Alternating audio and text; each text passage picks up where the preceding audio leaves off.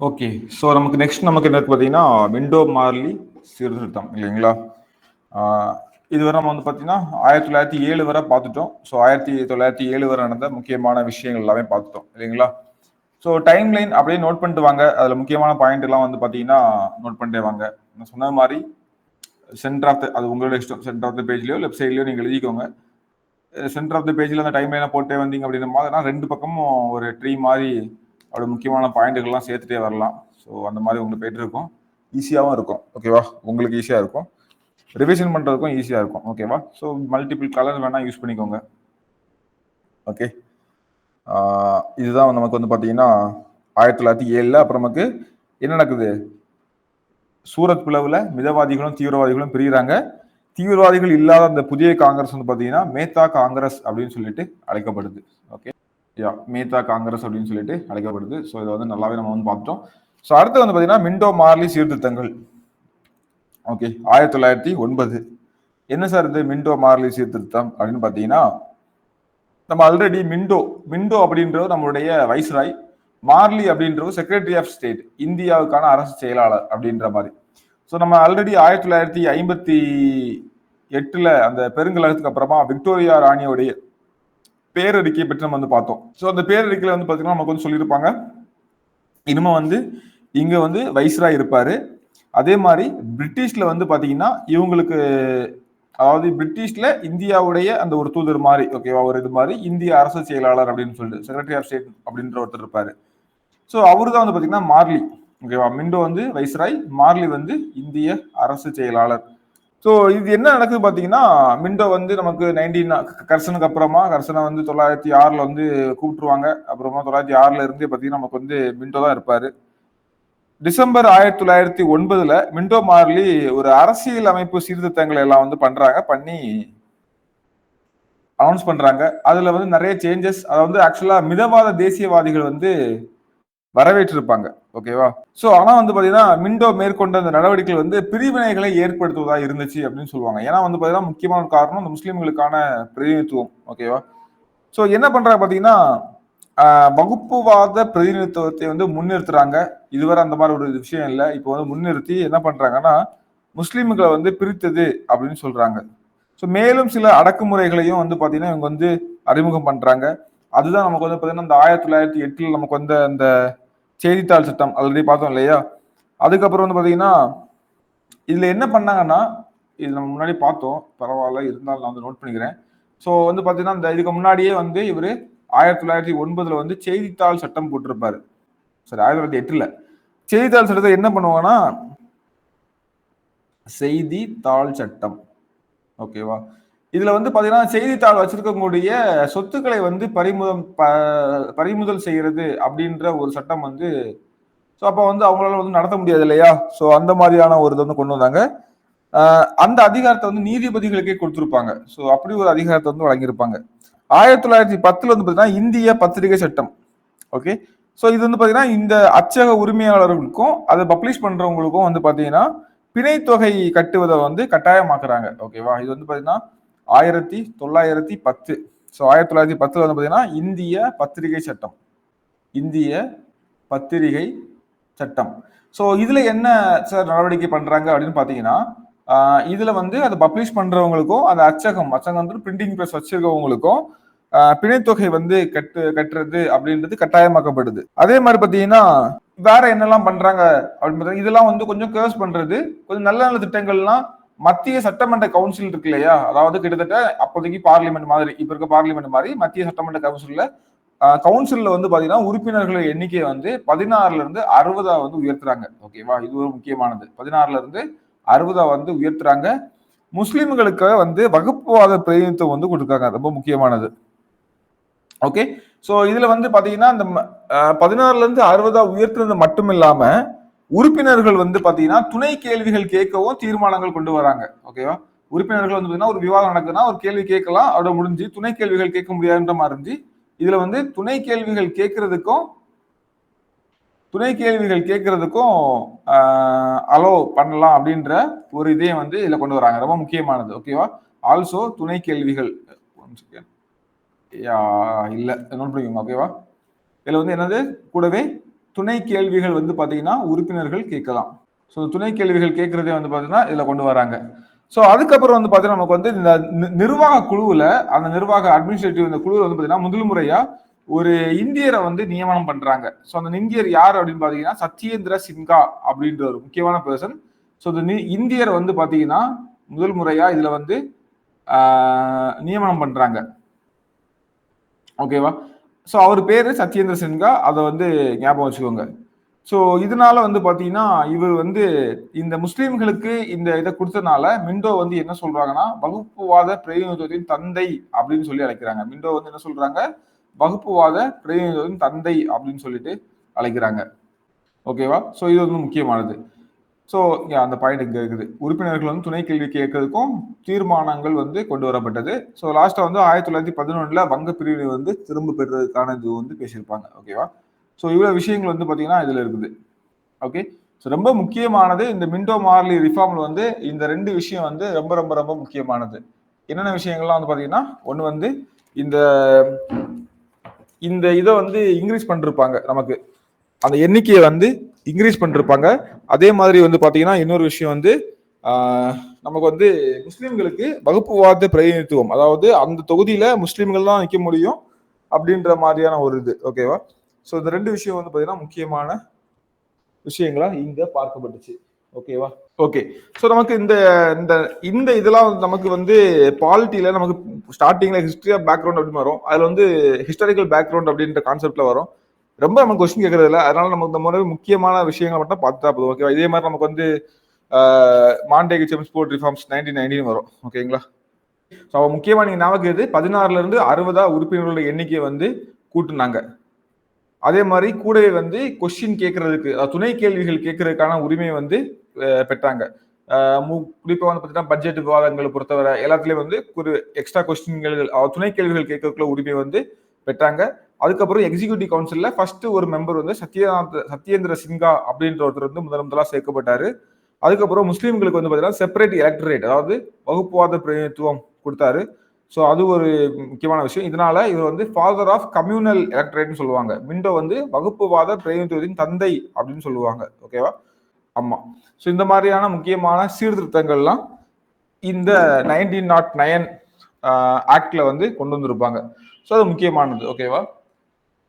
அப்போ முஸ்லீம் லீக் வந்து 1906 ஆரம்பிக்கிறாங்க.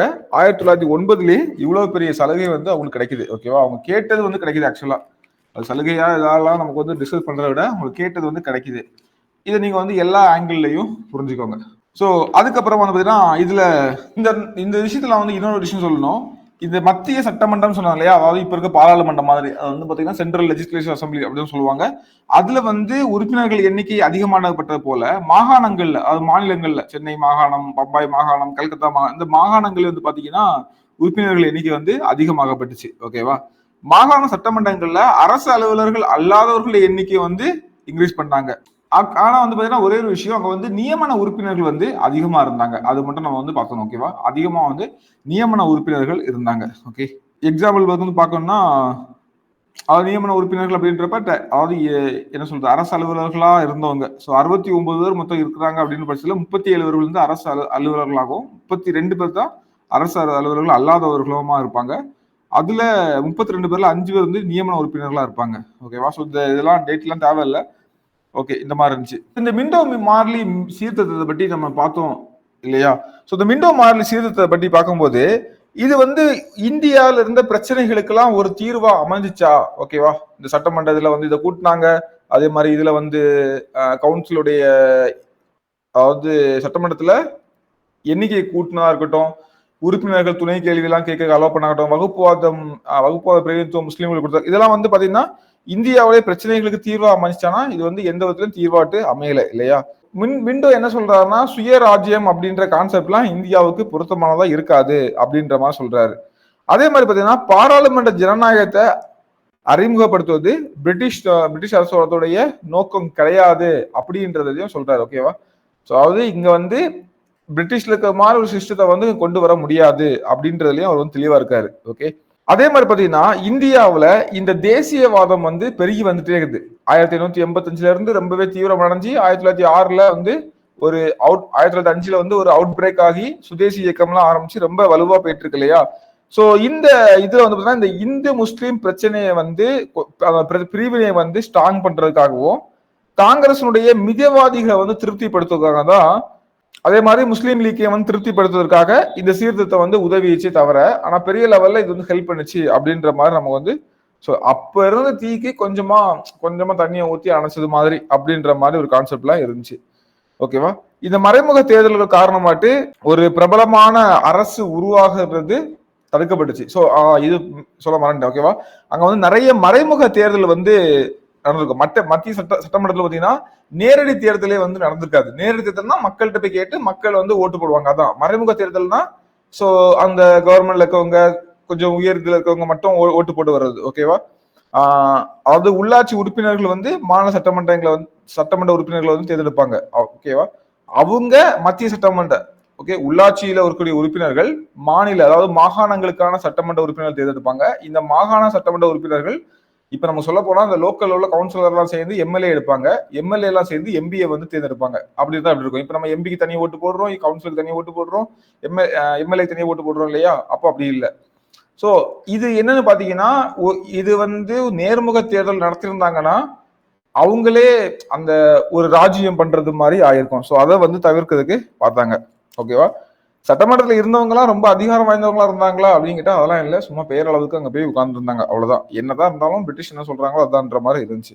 சோ சட்டமன்றத்துல இருந்தவங்க எல்லாமே ஒரு பொம்மை போலதான் இருந்ததா சொல்லப்படுறாங்க. ஓகே. சோ இப்படி போயிட்டு இருக்குது. இதுக்கு இடையில வந்து பாத்தீங்கன்னா நமக்கு வந்து உலக போர் ஒரு வேர்ல்டு வார் 1 வந்து வரும் இல்லையா. இதுக்கிடையில நான் வந்து ஸ்ட்ரெயிட்டா அடுத்து வந்து 1906 போயிட்டேன் தன்னாட்சி இயக்கம். இதை சில விஷயங்களை வந்து சொல்றேன். ஸோ இதெல்லாம் வந்து பாத்தீங்கன்னா நமக்கு வந்து ஒரு டிஸ்கஷன் பாயிண்ட் ஆஃப் வியூ தான். விண்டோ மார்லின் சீர்திருத்தம் வந்து பாத்தீங்கன்னா நமக்கு எந்த வகையில ஹெல்ப் ஆயிடுச்சு அப்படின்ற ஒரு டிஸ்கஷன் பாயிண்ட் ஆஃப் வியூ தான். ஸோ அதை பற்றி அதான் அந்த ஸ்லைட்ல இல்ல.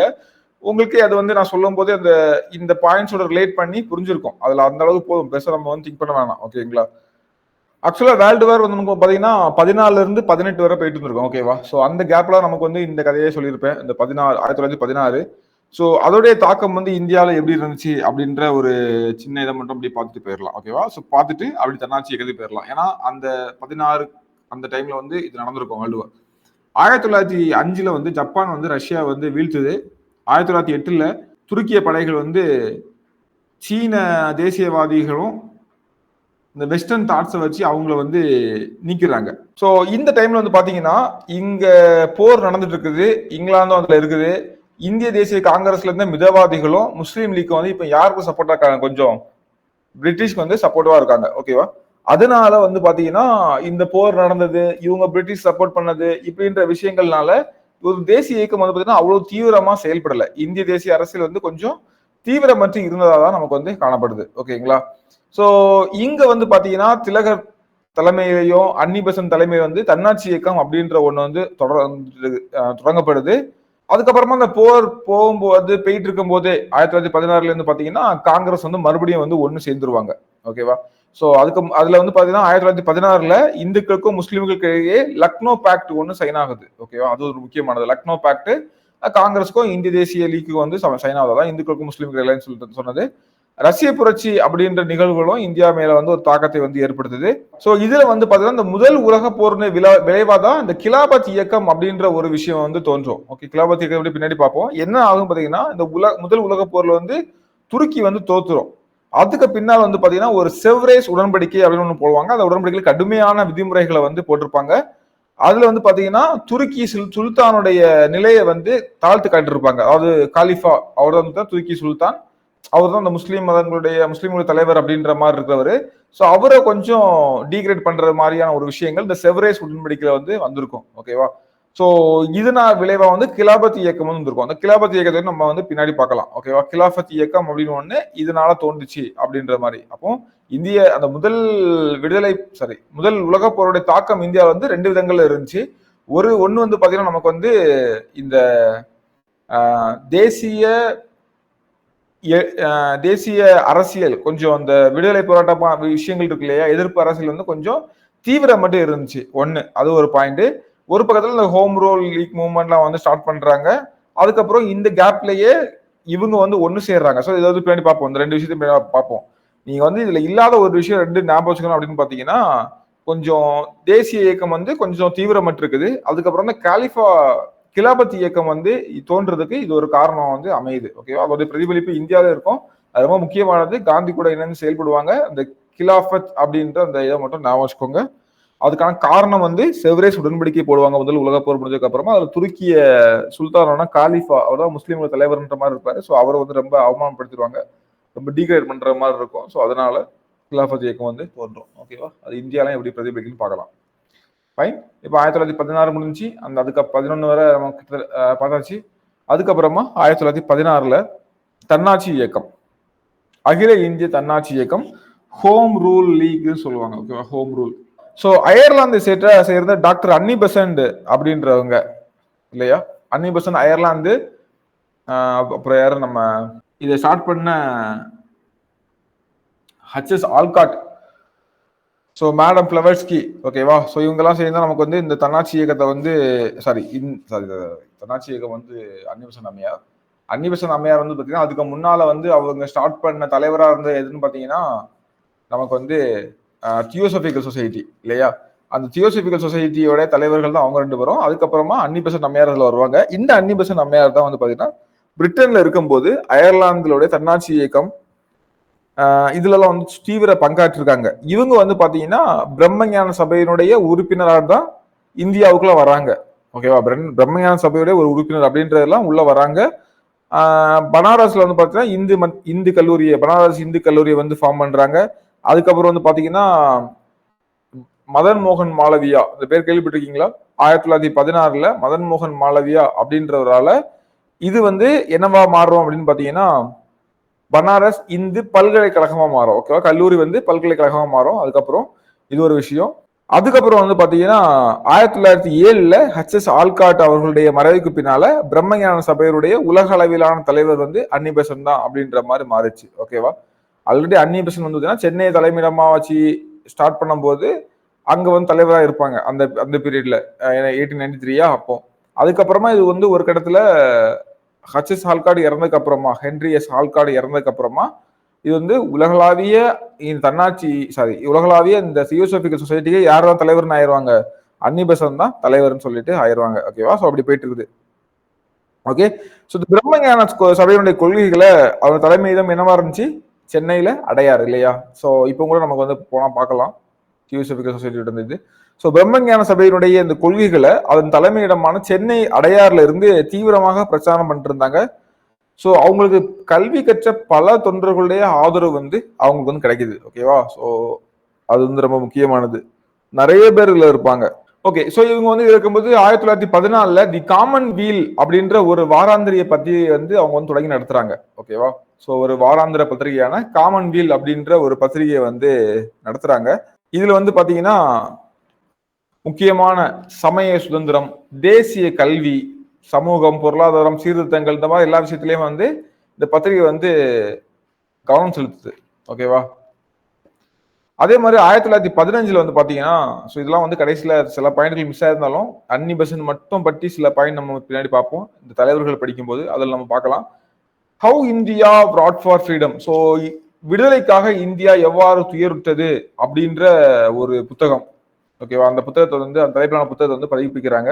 ஸோ அதுக்கப்புறம் வந்து பாத்தீங்கன்னா நியூ இந்தியா. ஓகேவா? ஸோ 3 புத்தகம், ஒன்னு வந்து காமன் வீல் அப்படின்ற வீக்லி மேகசின் வாராந்திர பத்திரிகை. அப்புறம் இது வந்து 1914ல. ஸோ நான் ஃபர்ஸ்ட் சொல்ற கதையை மட்டும் கேட்டுக்கோங்க. எல்லா பாயிண்டும் நமக்கு இருக்கு. நான் மிஸ் பண்ற பாயிண்ட் சொல்லிடுவேன். ஓகே. ஸோ ஃபர்ஸ்ட் வந்து பாத்தீங்கன்னா நமக்கு வந்து தி காமன் வீல். ஓகேங்களா? தி காமன் வீல் அப்படின்றது 1914ல வந்து பண்றாங்க. அதுக்கப்புறம் வந்து பாத்தீங்கன்னா 15ல நியூ இந்தியா அப்படின்ற தினசரி பத்திரிகை, டெய்லி நியூஸ் பேப்பர் பண்றாங்க. அப்புறம் இந்தியா விடுதலைக்காக எவ்வாறு துயருற்றது அப்படின்ற தலைப்பிலையும் வந்து புத்தகங்கள் பண்றாங்க. ஓகேவா? ஸோ இவங்க வந்து தன்னாட்சிக்கான விளக்கம் கொடுக்குறாங்க. என்ன சொல்றாங்கன்னா தன்னாட்சி அப்படின்றது நாட்டுல மக்களால் தேர்ந்தெடுக்கப்பட்ட சபைகளின் மூலம் நடைபெறும் ஆட்சி, அதாவது சுய ஆட்சி. அவ்வளவுதான். சுயாட்சி, சுவராஜ் அதோடய தான் வந்து தன்னாட்சி. ஓகேவா? அப்போ நம்ம நாட்டோட மக்கள் நம்ம நாட்டில இருந்து தேர்ந்தெடுக்கப்பட்ட மக்களால ஆளப்படுறது தான் வந்து தன்னாட்சி அப்படின்னு சொல்றது. ஓகேவா? ஸோ நம்ம ஆட்சி பண்றது, அதாவது நமக்கு பதிலா நம்ம யாரையோ ஒருத்தங்களை தேர்ந்தெடுத்து ஆட்சியில் வச்சிருக்கோம், அவ்வளவு தன்னாட்சி அப்படின்ற விளக்கத்தை வந்து கொடுக்குறாங்க. ஓகேவா? சோ அயர்லாந்துல தன்னாட்சி இயக்கத்தை வந்து தன்னாட்சி இயக்கம் ஸ்டார்ட் பண்ணிருப்பாங்களே, அந்த அடிப்படையிலே இந்தியாவிலையும் தொடக்க போறதா வந்து சொல்றாங்க. முறைப்படி அனௌன்ஸ் பண்றாங்க. திலகர் இதுக்கு வந்து சப்போர்ட் பண்றாரு. திலகர், அன்னி பெசன்ட் இவங்க எல்லாம் சேர்ந்து 1915 பம்பாயில் நடந்த காங்கிரஸ் அமர்வுல இதோடைய இந்த தன்னாட்சி இயக்கத்துல வந்து உறுப்பினர்களை சேர்க்க விதத்துல வந்து நிறைய விஷயங்களை பண்றாங்க. ஓகேவா? சோ இப்போ 1916 காங்கிரசினுடைய வருடாந்திர அமர்வு, வருஷம் வருஷம் வந்து டிசம்பர் மாசம் மீட்டிங் போடுவாங்க இல்லையா காங்கிரஸ், இது 2 முக்கியமான மாற்றங்களோட ஸ்டார்ட் ஆகுது. ஓகேவா? இதுல வந்து ஒரு விஷயம் என்னன்னா, இந்த தீவிர தன்மை கொண்ட குழுவிற்கு எதிரான குரல்ல மிக முக்கியமானவங்க, அதாவது மிதவாதிகள்ல மிக முக்கியமானவங்க கோபாலகிருஷ்ண கோகலே அண்ட் ஃபெரோஷா மேத்தா. ஓகேவா? இருவருடைய மறைவு ஒண்ணு. அதே மாதிரி பாத்தீங்கன்னா மறைவு நடந்தது.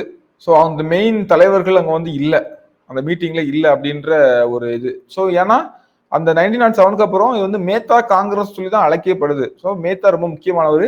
மிதவாதிகளின் தலைவராக இருந்து வழிநடத்திட்டு போய் செயல்பட்டு வந்து கோபாலகிருஷ்ண கோகலே ரொம்ப முக்கியமானவர். தீவிரமா இந்த தீவிரவாத தேசியவாதிகளையும் எதிர்த்தவர். ஸோ அவங்க 2 பேருமே வந்து இறந்துட்டாங்க அந்த கட்டத்துல. ஸோ அவங்களுக்கான ஒரு நினைவோட வந்து ஆரம்பிக்கிறாங்க. லக்னோவில் நடந்த காங்கிரஸ் 1916 அமைப்புகள் வந்து பாத்தீங்கன்னா தேசியவாத குழுவினரையும் இந்த மறுபடியும் தீவிர தேசியவாத, அதாவது இந்த கோபாலகிருஷ்ண திலகர் உட்பட அந்த கேங் இருக்காங்க இல்லையா தீவிர தேசியவாதிகள், அவங்களையும் நம்ம சேர்த்துக்கலாம் அப்படின்ற ஒரு டாக்கம் வந்து வருது. ஓகேவா? கிட்டத்தட்ட 10 வருஷத்துக்கு அப்புறம். ஓகே, சோ குழுவினரை சேர்த்துக்கிறதுக்கான அனுமதி வந்து வழங்கப்படுது 1916ஆம் ஆண்டு செப்டம்பர் மாதம். சோ இது வந்து பாத்தீங்கன்னா காங்கிரஸ் அமர்வு, இது முக்கியமானது. இந்த சோ ரெண்டே விஷயம் தான். ஒண்ணு வந்து பாத்தீங்கன்னா முக்கிய தலைவர்களான இவங்க ஏன் வந்து அவ்வளவு மென்ஷன் பண்ணோம், மேத்தா காங்கிரஸ்னே ஆரம்பிக்கிற அளவுக்கு இவர் வந்து அவர்தான்ன்ற மாதிரி இருந்துச்சு. ஓகேவா? இந்த மொத்த தமிழ்நாடும் என்னோடன்ற மாதிரி இவங்க மொத்த காங்கிரஸும் அவரோட அந்த மாதிரி ஒரு சீன்ல இருந்துச்சு. கோபாலகிருஷ்ண கோகலே அதே மாதிரி ஒரு பவர்ல இருந்தவர். இப்ப இந்த மீட்டிங்ல அவங்க 2 பேருமே இல்ல அப்படின்ற ஒரு விஷயம் அவங்களுக்கான நினைவு செலுத்திட்டு ஸ்டார்ட் பண்றாங்க. தீவிரவாதிகள் தீவிர தேசியவாதிகளையும் கட்சியில சேர்க்கறதுக்கான அனுமதி வழங்கப்படுது. ஸோ 2 பேரும் சேர்ந்துக்கிறாங்க. ஓகேவா? இப்ப நம்ம தன்னாட்சியை பத்தி பார்ப்போம். இது வந்து ஜஸ்ட் ஒரு சும்மா ஒரு இடையில 1916ல அவங்க ஆல்ரெடி 15லயே பிளான் பண்ணிட்டாங்க. ஓகேவா? எப்படி வந்து அயர்லாந்து தன்னாட்சி இயக்கத்தை பண்ணணும், அதே மாதிரி இங்கேயும் பண்ண போறோம் அப்படின்னு சொல்லிட்டு 1915லயே பிளான் பண்ணிட்டாங்க. ஸோ அப்ப இதை ஸ்டார்ட் பண்ணுங்கன்னு சொல்லிட்டு அதுல வந்து நிறைய 1915 மீட்டிங்ல இருந்தே நிறைய பேர் வந்து சேர்த்துக்கிறாங்க. அதுக்கப்புறம் 16ல வந்து அவர் தொண்டர்கள் வந்து பொறுமையேற்று இல்ல ஸ்டார்ட் பண்ணுங்க, நம்ம பண்ணுவோம்னு சொல்லவும் தன்னாட்சி இயக்கத்தை வந்து ஆரம்பிக்கிறாங்க. ஓகேவா? ஒன்னு திலகர் தலைமையில, இன்னொன்னு பாத்தீங்கன்னா அன்னி பெசன்ட் தலைமையில. தன்னாட்சி இயக்கத்துடைய மெயின் குறிக்கோள் வந்து என்னவா இருந்துச்சு அப்படின்னு சொல்லிட்டு பாத்தீங்கன்னா, இரட்டை குறிக்கோள். ஒண்ணு வந்து பிரிட்டிஷ் ஆட்சியில இந்தியாவின் தன்னாட்சியை ஏற்படுத்துவது, அதே மாதிரி தாய்நாடு பற்றிய பெருமை உணர்வை இந்திய மக்கள்கிட்டயே ஏற்படுத்துவது. ஓகே, ஒண்ணு வந்து நமக்கு தன்னாட்சி வரணும், இன்னொன்னு வந்து இந்த இந்திய நாட்டோடைய பெருமைகளை பற்றி இந்திய மக்களுக்கு தெரியணும். அப்ப தேசிய உணர்ச்சி, அந்த உணர்வை வந்து ஊட்டுறதுக்கான 2 விஷயங்கள இருந்து பண்ணுது. ஓகேவா?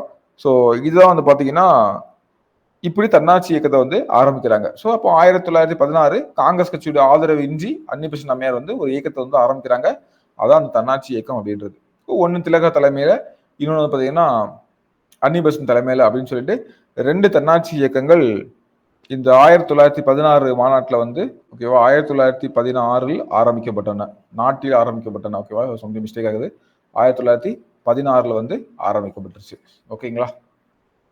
சோ இந்த குறிக்கோள் நான் வந்து சொன்னேன். குறிக்கோள் என்னது? இந்தியாவை தன்னாட்சி ஏற்படுத்துவது, தாய்நாடு பற்றிய பெருமை உணர்வை இந்திய மக்கள்கிட்ட ஏற்படுவது. இதான் வந்து இதோட குறிக்கோள். என்னவா இருக்கும் அப்படின்னு நீங்க திங்க் பண்ணுங்க. சில விஷயங்கள் நான் ஸ்கிப் பண்ணிட்டு போனாலும், சோ இந்தியாவை தன்னாட்சினா என்னன்னு சொல்லிட்டேன். சோ அதை ஏற்படுத்துறதுக்கான அவசியம் என்னன்னு சொல்லிட்டேன். சோ அப்ப அடுத்த கட்டத்தை நோக்கி நகருது இல்லையா? அப்புறம் தாய்நாடு பற்றிய பெருமை உணர்வை இந்தியர்கள்ட்ட ஏற்படுத்துறதுனால என்ன வரும் அப்படின்றதையும் நீங்க வந்து ஞாபகம் வச்சுக்கோங்க.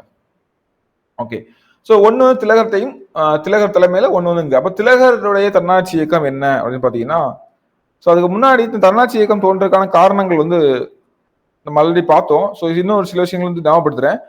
காங்கிரஸ் இருக்குது, அதே டைம்ல நிறைய இந்த மாதிரி சின்ன சின்ன கட்சிகள் இருக்குது. ஸோ அதுலயும் கொஞ்சம் தீவிரமா வேற ஒரு விதமா பண்ணலாம் அப்படின்னு சொல்லிட்டு அயர்லாந்துல அவங்க பண்ண ஐடியாவை வந்து இங்க இம்ப்ளிமெண்ட் பண்ண பாக்குறாங்க. அவ்வளவுதான். ஓகேவா?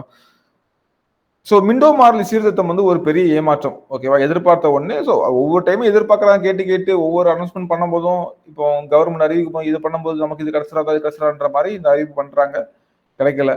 ஸோ முதல் உலக போர்ல செலவுகள் எல்லாம் இந்தியர்கள்ட்ட இருந்து ஒரு வரி இந்தியர்களோட வரி பணத்தை முதல் உலக போர்ல இங்கிலாந்து செலவழிச்ச பெரும்பாலான படங்கள் நமக்கு வந்து எங்க இருந்து போகுது, இந்தியர்கள்ட்ட இருந்து போனதாகுது. ஸோ இதெல்லாம் வந்து மக்கள்கிட்ட வந்து எடுத்து சொல்றாங்க. இன்னொரு விஷயம் வந்து பாத்தீங்கன்னா, அந்த ஆங்கிலேயர்கள் மேல ஒரு மதிப்பு வந்து குறையுது. ஓகேவா? அந்த காலனி ஆதிக்கத்துக்காக இந்த மேற்கு நாடுகள் எல்லாமே வந்து பாத்தீங்கன்னா ஒருத்தர் வந்து பயங்கரமா உள்ளுக்குள்ள சண்டை போட்டுக்கிறாங்க. ஸோ இதெல்லாம் வந்து பாத்தீங்கன்னா இவங்களுக்குள்ளே ஒரு நெகட்டிவ் இதை வந்து கிரியேட் பண்ணுது. ஸோ அது ஒரு விஷயம். மீன்ஸ் நெகட்டிவ்னா இவங்களுக்கு ஆங்கிலேயர் மேல ஒரு மதிப்பு வந்து குறையுது. ஓகேவா? இந்த மாதிரிலாம் நிறைய விஷயங்கள் போயிட்டு இருக்குது. ஸோ இந்த திலகருடைய தன்னாட்சி இயக்கம் வந்து இதுல என்ன ரோல் பண்ணுதுன்னா, 1916 ஏப்ரல்ல பெல்காம் நடந்த பம்பாய் மாகாண மாநாட்டுல வந்து பாத்தீங்கன்னா இந்த திலகருடைய தன்னாட்சி இயக்கம் வந்து நிறுவப்படுது. ஓகேவா? பெல்காம் பம்பாய் மாகாண மாநாட்டுல. ஸோ பம்பாய் நகரம் உட்பட இங்க மகாராஷ்டிரா, கர்நாடகா, மத்திய மாகாணங்கள், பெரார் இந்த பகுதிகள் எல்லாம் வந்து பாத்தீங்கன்னா திலகருடைய தன்னாட்சி இயக்கம் வந்து செயல்படுது. திலகர் இயக்கத்துக்கு ஒரு 6 கிளைகளை வந்து ஒதுக்குறாங்க. இந்த கிளைகள் தவிர மற்ற இந்தியாவுடைய எஞ்சிய பகுதிகள் எல்லாத்துலயும் வந்து யாருக்கு கொடுக்குறாங்கன்னா அன்னி பெசன்ட் அம்மையாருக்கு வந்து கொடுக்குறாங்க. ஸோ அவங்க பாத்துக்கிறாங்க அப்படின்ற மாதிரி. ஓகேவா? ஸோ இங்க வந்து பாத்தீங்கன்னா திலகருடைய தன்னாட்சி இயக்கம் 6 கிளைகள் கொடுக்குறாங்க. பம்பாய் நகரம் உட்பட கர்நாடகா, மகாராஷ்டிரா, மத்திய மாகாணங்கள், பெரார் ஆகிய பகுதிகள் வந்து பாத்தீங்கன்னா திலகருடைய இயக்கம் வந்து ஸ்டார்ட் ஆகி போயிட்டு இருக்குது. ஓகேவா? ஸோ அன்னி பெசன்ட்டுடைய தன்னாட்சி இயக்கம் இதுவும் திலகரோட பார்த்தீங்கன்னா ஒரு 6 கிளைகள் இந்த மாதிரிலாம் பண்ணிட்டு இருக்காங்க. ஸோ அன்னி பெசன்ட்டுடைய தன்னாட்சி இயக்கம் அப்படின்னு பார்க்கும்போது 1916 மதராஸ்ல இவங்க இந்த இயக்கத்தை வந்து ஆரம்பிக்கிறாங்க. மதராஸ்ல தன்னாட்சி இயக்கத்தை வந்து ஆரம்பிக்கிறாங்க. மதராஸ் மாகாணத்துல கான்பூர், அலகாபாத், பனாரஸ், மதுரா, கள்ளிக்கோட்டை அந்த இடங்களையும் இவங்களுடைய கிளைகள் வந்து இருந்துச்சு. ஓகேவா? ஸோ அப்போ வந்து பாத்தீங்கன்னா இவரு முழுக்க பம்பாய் மாகாணத்தை சுற்றியுள்ள பகுதிகள். ஓகேவா? இப்போ உள்ள கர்நாடகா, மகாராஷ்டிரா, மத்திய மாகாணங்கள், பெரார் இந்த பகுதிகள் தான். இது எல்லாமே அந்த ரீஜன்லாம் வரும். ஸோ எல்லாமே வந்து பார்த்தீங்கன்னா இந்த ரீஜன்ல வரக்கூடியதான். இதெல்லாம் இவங்க ஃபோக்கஸ் பண்றாங்க. மீதி எல்லாம் வந்து பார்த்தீங்கன்னா இவங்க சென்னை தலைமை வச்சு மற்ற இடங்கள் எல்லாத்துலயும் வந்து பார்த்தீங்கன்னா யாரை தான் பண்றாங்க, இவங்க தான் பண்றாங்க. ஓகேவா? யாரு? அன்னி பெசன்ட் அம்மையார் தான் பண்றாங்க. ஓகே. ஸோ அன்னி பெசன்ட் வந்து பார்த்தீங்கன்னா 1916 மதராஸ்ல வந்து தோற்றுவிக்கிறாங்க. கூடவே கான்பூர், அலகாபாத், பனாரஸ், மதுரா, கள்ளிக்கோட்டை, காலிக்கட் அதே மாதிரி பார்த்தீங்கன்னா அகமது நகர் இந்த மாதிரி இடங்கள்லயும் கிளைகள் இருக்குது. ஸோ இந்தியாவுடைய விசுவாசத்தின் விலை இந்தியாவின் விடுதலை அப்படின்னு சொல்லிட்டு அறிவிக்கிறாங்க. இது அவங்களோட முக்கியமான ஸ்டேட்மெண்ட். இதை கொடுத்து வந்து இந்த ஸ்டேட்மெண்ட் சொன்னது யாரு அப்படின்னு கூட கேட்கலாம். இந்தியாவின் விசுவாசத்தின் விலை அப்படின்றது இந்தியாவுடைய விடுதலை தான் இந்தியாவுடைய விசுவாசத்தின் விலையாக இருக்க முடியும் அப்படின்னு சொல்லி சொல்றாங்க. அதுக்கப்புறமா ஜவஹர்லால் நேரு, முகமது அலி ஜின்னா, பி சக்கரவர்த்தி, ஜிதேந்திரலால் பானர்ஜி, சத்தியமூர்த்தி நம்ம தமிழ்நாட்டில் உள்ளவர். ஓகேவா? அது இந்த மாதிரி உள்ள முக்கியமான பெரிய பெரிய ஆட்கள் எல்லாமே இயக்கத்துல வந்து உறுப்பினர்களா இணைத்துக் கொள்றாங்க. அதுல இருந்து இந்த இயக்கம் வந்து ரொம்ப பிரபலம் அடைறதுக்கு ஸ்டார்ட் ஆகுது. ஓகேவா? 1917 அவங்களுடைய முக்கியமான கூட்டாளிகள் சொல்லக்கூடிய யாரெல்லாம் வேற பிபி வாடியா, ஜார்ஜ் அருண்டேல் இவங்கெல்லாம் வந்து பாத்தீங்கன்னா அரசியல் காரணங்களுக்காக சிறைப்பிடிக்கப்படுறாங்க. அன்னி பெசன்ட் தன்னுடைய திட்டங்களை வந்து பாத்தீங்கன்னா மக்கள்கிட்ட கொண்டு செல்வதற்காக நான் ஆல்ரெடி சொன்ன மாதிரி என்னெல்லாம் சொன்னாங்க ஞாபகப்படுத்தி பாருங்க.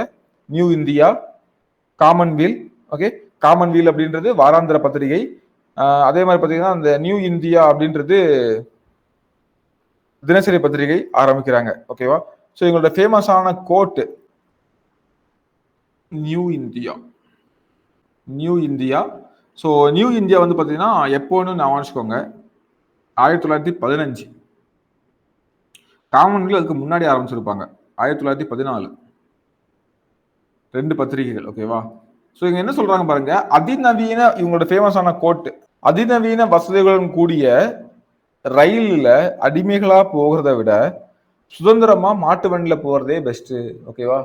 அடிமையா ட்ரெயின்ல போறதுன்றத விட நான் ட்ரெயின்ல போறேன்னு தெரியுமா அப்படின்னா அங்க என்ன அடிமையான போயிட்டு இருக்க, அதுக்கு நீ வந்து உன்னோட மாட்டு வண்டியில நீ போனாலே அது சிறப்பு அப்படின்றது சொல்லி புரிய வைக்கிறாங்க. ஓகேவா? ஆங்கிலேயர்கள் ஆட்சியில நீங்க நல்லா இருக்கிற மாதிரி இருந்தாலும் கூட நல்லா இல்ல ஆக்சுவலா நம்மள நிறைய சுரண்டுறாங்க. ஆனா ஒருவேளை சில வருடம் பார்த்தீங்கன்னா நல்லா இருக்க மாதிரி தோணுனா கூட நீங்க அடிமைகளா இருக்கீங்க. ஆனா வந்து ஒண்ணுமே இல்லாம உங்களுடைய கையில ஆட்சி இருந்து உங்களுடைய தலைவர்கள் ஆள்றாங்க அப்படின்ற தன்னாட்சி அந்த அப்படி இருந்தா எவ்வளவு பெட்டர் அப்படின்றத புரிய வைக்கிறாங்க. மக்களை வந்து யோசிக்க வைக்கிறாங்க. ஓகேவா? ஸோ இது அவங்களுடைய முக்கியமான கோட்டு. ஸோ வேற நான் ஆல்ரெடி சொன்ன ஒரு புக்கு என்ன book, how India brought for freedom. India விடுதலை பெற எப்படி துயருற்றது அப்படின்ற ஒரு இது, ஓகேவா? அப்புறம் இந்தியா ஒரு தேசம், இந்தியா எ நேஷன் அப்படின்ற 2 புத்தகங்களையும் சுயாட்சி குறித்த நிறைய துண்டு பிரசுரங்களை வந்து வெளியிடுறாங்க, ஓகேவா? அவங்க எழுதிய புத்தகங்களை வந்து ஞாபகம் வச்சுக்கோங்க. இந்தியா விடுதலை பெற இந்தியா எப்படி துயருற்றது, ஓகே? அதே மாதிரி இந்தியா ஒரு தேசம் அப்படின்ற புத்தகங்களை வந்து எல்லாமே தன்னாட்சி இயக்கத்துடைய அந்த குறிக்கோள்கள் சம்பந்தமான விஷயங்களை வந்து இதுல வந்து எழுதுறாங்க, ஓகேவா? ஸோ இந்த இயக்கத்துடைய முக்கிய உறுப்பினர்கள் ஆல்ரெடி பார்த்தோம். Jawaharlal Nehru, Muhammad Jinnah, P Chakravarti, Jitendralal Banerjee, Satyamurti, B P Wadia, George Arundale, ஓகேவா? ஸோ இவங்களாம் வந்து பார்த்தீங்கன்னா முக்கியமானவங்களா இருந்தாங்க. இதுல என்ன சொல்றாங்க அப்படின்னு பார்த்தீங்கன்னா, ரொம்ப முக்கியமான ஒரு விஷயம், ஓகேவா? 1917 நடந்த காங்கிரஸ் மாநாட்டிற்கு வந்து யார் தலைவராக இருந்திருப்பாங்கன்னா, ஒரு முதலா ஒரு பெண் தலைவர் வந்து காங்கிரஸ் மாநாட்டுக்கு வந்து பதவி வச்சிருப்பாங்க. அது யாருன்னா யாரும் இல்லை, டாக்டர் அன்னி பெசன்ட் அம்மையார், ஓகேவா? ஓகே, இதுக்கு இடையில இன்னொரு விஷயம் சொல்றேன். 1911 ஒரு காங்கிரஸ் மாநாடு இருக்கும், ஓகேவா? ஸோ எப்போ முதலா வந்தே மாதரம் அப்படின்ற பாடலை வந்து எந்த அமர்வுல, எந்த காங்கிரஸ் அமர்வுல பாடினாங்க? 1896, மறக்கக்கூடாது. 1896 வந்து வந்தே மாதரம் அப்படின்ற பாடல் வந்து பாடினாங்க. 1911 வந்து பாத்தீங்கன்னா என்னவா இருக்கும்? நான் இப்ப என்ன சொல்ல வரேன்னு வந்து கெஸ் பண்ணிருப்பீங்க, ஓகே? ஸோ 1911 வந்து பாத்தீங்கன்னா கல்கத்தால இருந்து தலைநகர் டெல்லிக்கு மாற்றுவாங்க. அந்த விஷயம் நடந்திருக்கும். வங்க பிரிவினை திருப்பி இருக்கும். தேசிய கீதம் வந்து முதலா பாடப்பட்டது. ஸோ இது வந்து காங்கிரஸ் அமர்வு. இந்த ஹெட்டிங் வந்து காங்கிரஸ் மாநாடுன்னு போட்டுக்குமா? மாநாடு, அமர்வு எல்லாம் ஒன்று தான், ஓகேவா? 1911 வந்து தேசிய கீதம் பாடப்பட்டது. நோட் பண்ணிக்கோங்க, ஓகேவா? ஸோ இதுக்கெல்லாம் உள்ளதெல்லாம் வந்து முக்கியமானது. 1905 வந்து வங்க பிரிவினைக்கு எதிராக தீர்மானம் போட்டதை நம்ம பார்த்துட்டோம். 1906 வந்து சுயராஜ்யம் வலியுறுத்தப்பட்டது. தேசிய கல்விக் கொள்கையை வந்து அங்கீகரித்தாங்க. அந்த விஷயம் நடந்துச்சு. 1907 வந்து பாத்தீங்கன்னா அந்த சூரத் பிளவு நடந்தது. அது இதெல்லாமே அந்த காங்கிரஸ் மாநாடுகள் நடந்தது. அதெல்லாம் பார்த்துட்டோம். ஸோ பார்க்காததுல முக்கியமானது இங்க சொல்றேன், ஓகேவா? 1911 வந்து பாத்தீங்கன்னா இந்த பிஎன் தார் தலைமையில் நடந்திருக்கும் கல்கத்தா மாநாடு, ஓகேவா? அதுக்கப்புறம் வந்து பாத்தீங்கன்னா 1916 வந்து இன்னொரு விஷயம் அது வந்து அடுத்து வருது, ஓகேவா? அதனால நம்ம அங்க பாத்துக்கலாம். பையனர் லக்னோ ஒப்பந்தம் இருக்கு, அதை அங்க பாத்துக்கலாம். இதுல இன்னொரு விஷயம் வந்து பாத்தீங்கன்னா நம்ம அன்னி பெசன்ட் பற்றி பேசிட்டு இருக்கும்போது 1917 வந்து பாத்தீங்கன்னா முதல் பெண் தலைவர், காங்கிரஸ் மாநாட்டுக்கு முதல் பெண் தலைவர் யாரு? அன்னி பெசன்ட் அம்மையார், ஓகேவா? அன்னி பெசன்ட் அம்மையார், ஓகே. முதல் பெண் தலைவர் அன்னி பெசன்ட் அம்மையார் வந்து பாத்தீங்கன்னா வராங்க. இது இன்னும் ஒரு விஷயம் வந்து பாத்தீங்கன்னா அந்த முதல் பெண் தலைவர் பார்க்கும்போது முதல் இந்திய பெண் தலைவர் அப்படின்னு பாத்தீங்கன்னா இவங்க வந்து பாத்தீங்கன்னா இந்தியர் கிடையாது, ஓகே. அப்போ 1925 வந்து பாத்தீங்கன்னா இன்னொரு பர்சன் வராங்க. அவங்க தான் சரோஜினி நாயுடு. சேர்த்தே பார்த்துருவோம், அப்படிதான் படிக்கணும் நீங்க. சரோஜினி நாயுடு. ஸோ இது சரோஜினி நாயுடு பத்தி யாருன்னு பாத்தீங்கன்னா முதல் இந்திய பெண் தலைவர். இந்த காங்கிரஸ் மாநாட்டுக்கு பதவி வைத்த முதல் இந்திய பெண் தலைவர், ஓகே. இதையும் சேர்த்தே வந்து நான் வச்சுக்கோங்க, வேற ஒன்றும் இல்லை. ஸோ மீதி உள்ள நம்ம வந்து போக போக பார்க்கலாம். அப்போ இதான் வந்து அந்த தன்னாட்சி இயக்கம் அப்படின்றது, ஓகேவா? ஸோ இது வந்து ஒரு சக்சஸ்ஃபுல்லான இதுதான், நல்லா தான் போயிட்டு இருந்துச்சு. இந்த தன்னாட்சி இயக்கத்தில் வந்து பலர் கலந்து கொண்டாங்க. சத்தியாகிரகத்தில் கலந்து கொண்ட பலர் வந்து தன்னாட்சி இயக்கத்துடைய உறுப்பினர்கள் அப்படின்னு சொல்றாங்க, ஓகேவா? ஸோ அடுத்து வந்து பாத்தீங்கன்னா இதுல இன்னொரு பாயிண்ட், இது வந்து பாத்தீங்கன்னா வீழ்ச்சி அடைய ஆரம்பிக்குது. ஸோ இந்த டைம்ல வந்து பாத்தீங்கன்னா காந்தியடிகள் வந்து உள்ள என்ட்ரி ஆகுறாரு, ஓகேவா? ஸோ காந்தியடிகள் உள்ள என்ட்ரி ஆகும்போது பாத்தீங்கன்னா வீழ்ச்சி அடைய ஆரம்பிக்குது. ஸோ இவங்க கூட நிறைய பெரிய பெரிய ஆட்கள் இருந்தாங்க. உண்மையிலே வந்து பாத்தீங்கன்னா இப்போ வந்து நான் சொன்னேன் இல்லையா, பிபி வாடியா, இவங்கெல்லாம் வந்து பாத்தீங்கன்னா பெரிய பிசினஸ் பர்சன்ஸ், ஓகேவா? நிறைய தொழிற்சங்கங்களை உருவாக்கி தொழிலாளர்கள் வர்க்கத்தை வந்து அணிதிரட்டி நிறைய பங்களிப்பு பண்ணாங்க, ஓகேவா? இதுக்கப்புறம் வந்து பாத்தீங்கன்னா காந்தியடிகள்லாம் வந்ததுக்கு அப்புறமா அவருடைய இயக்கங்கள் தலை தூக்கவும் இவங்களுடைய இதெல்லாம் வந்து ஒரு கொஞ்சம் ஒளிமங்கக்காக ஆரம்பிச்சு. ஸோ மதன் மோகன் மாளவியா, சுரேந்திரநாத் பானர்ஜி இவங்க எல்லாமே வந்து பாத்தீங்கன்னா தன்னாட்சி இயக்கத்துல ரொம்ப தீவிரமா இருந்த ஆட்கள். ஸோ இப்போ வந்து என்ன ஆகுதுன்னு பாத்தீங்கன்னா இதுல ஒரு டேர்னிங் பாயிண்ட் வந்து நடக்கும். இப்போ வந்து புதுசா நமக்கு வந்து மாண்டேகு அப்படின்ற ஒரு வைஸ்ராய் வந்து பதவிக்கு வராரு. இவர் வந்துட்டு என்ன ஒரு அறிக்கை கொடுக்குறாரு அப்படின்னு பாத்தீங்கன்னா, தன்னாட்சி நிறுவனங்களும் பொறுப்பான அரசும் தான் இதோடைய நம்மளுடைய நோக்கம், பிரிட்டிஷ் ஆட்சியினுடைய குறிக்கோள் அப்படின்னு சொல்லிட்டு தன்னாட்சியை வழங்குவதுதான் எங்களோட நோக்கமாவே இருக்குது அப்படின்னு சொல்லவும், ஓகே கவர்மெண்ட் சொல்றது பவரா ஒரு தனியார் ஏதோ ஒரு ஆர்கனைசேஷன் பவரா அப்படின்னு பேசுறாங்க, கவர்மெண்ட் தான். ஸோ அவங்களே அப்படி சொல்றாங்களே, தன்னாட்சியை பற்றி எல்லாரும் பேசுறாங்களே, இதுல என்ன சிறப்பு இருக்கு அப்படின்னு சொல்லிட்டு இவங்களோட இது வந்து கொஞ்சம் கொஞ்சமா மங்குறதுக்காக ஸ்டார்ட் பண்ணுது. ஓகேவா? ஸோ ஆக்சுவலா வந்து பாத்தீங்கன்னா சரி மாண்டேக் வந்து வெளியுறவு அமைச்சரா இப்ப இருந்திருப்பாங்க அந்த 17 டைம்ல. ஓகே ஃபைன் பாத்துக்கலாம். ஸோ இதனால இந்த அறிக்கை வந்து பாத்தீங்கன்னா ஒரே நாள்ல அன்னிபெசன்ட் அம்மையார் வந்து பாத்தீங்கன்னா கொஞ்சம் விசுவாசிக்கு சமமான்ற மாதிரியான ஒரு கான்செப்ட்ல வந்து மாத்தி விட்டுருது.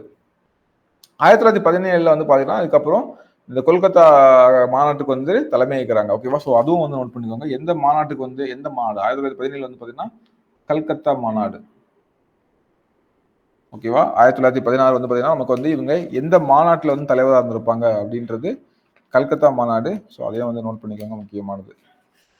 எப்படி வேணாலும் கொஸ்டின்கள் வந்து வரலாம். இவங்க வந்து பார்த்தா சரோஜினி நாயுடு வந்து ஈஸியா நான் வச்சுக்கலாம், கான்பூர் மாநாடு. ஸோ கான்பூர் வேற எங்க படிச்சோம் நம்ம முக்கியமா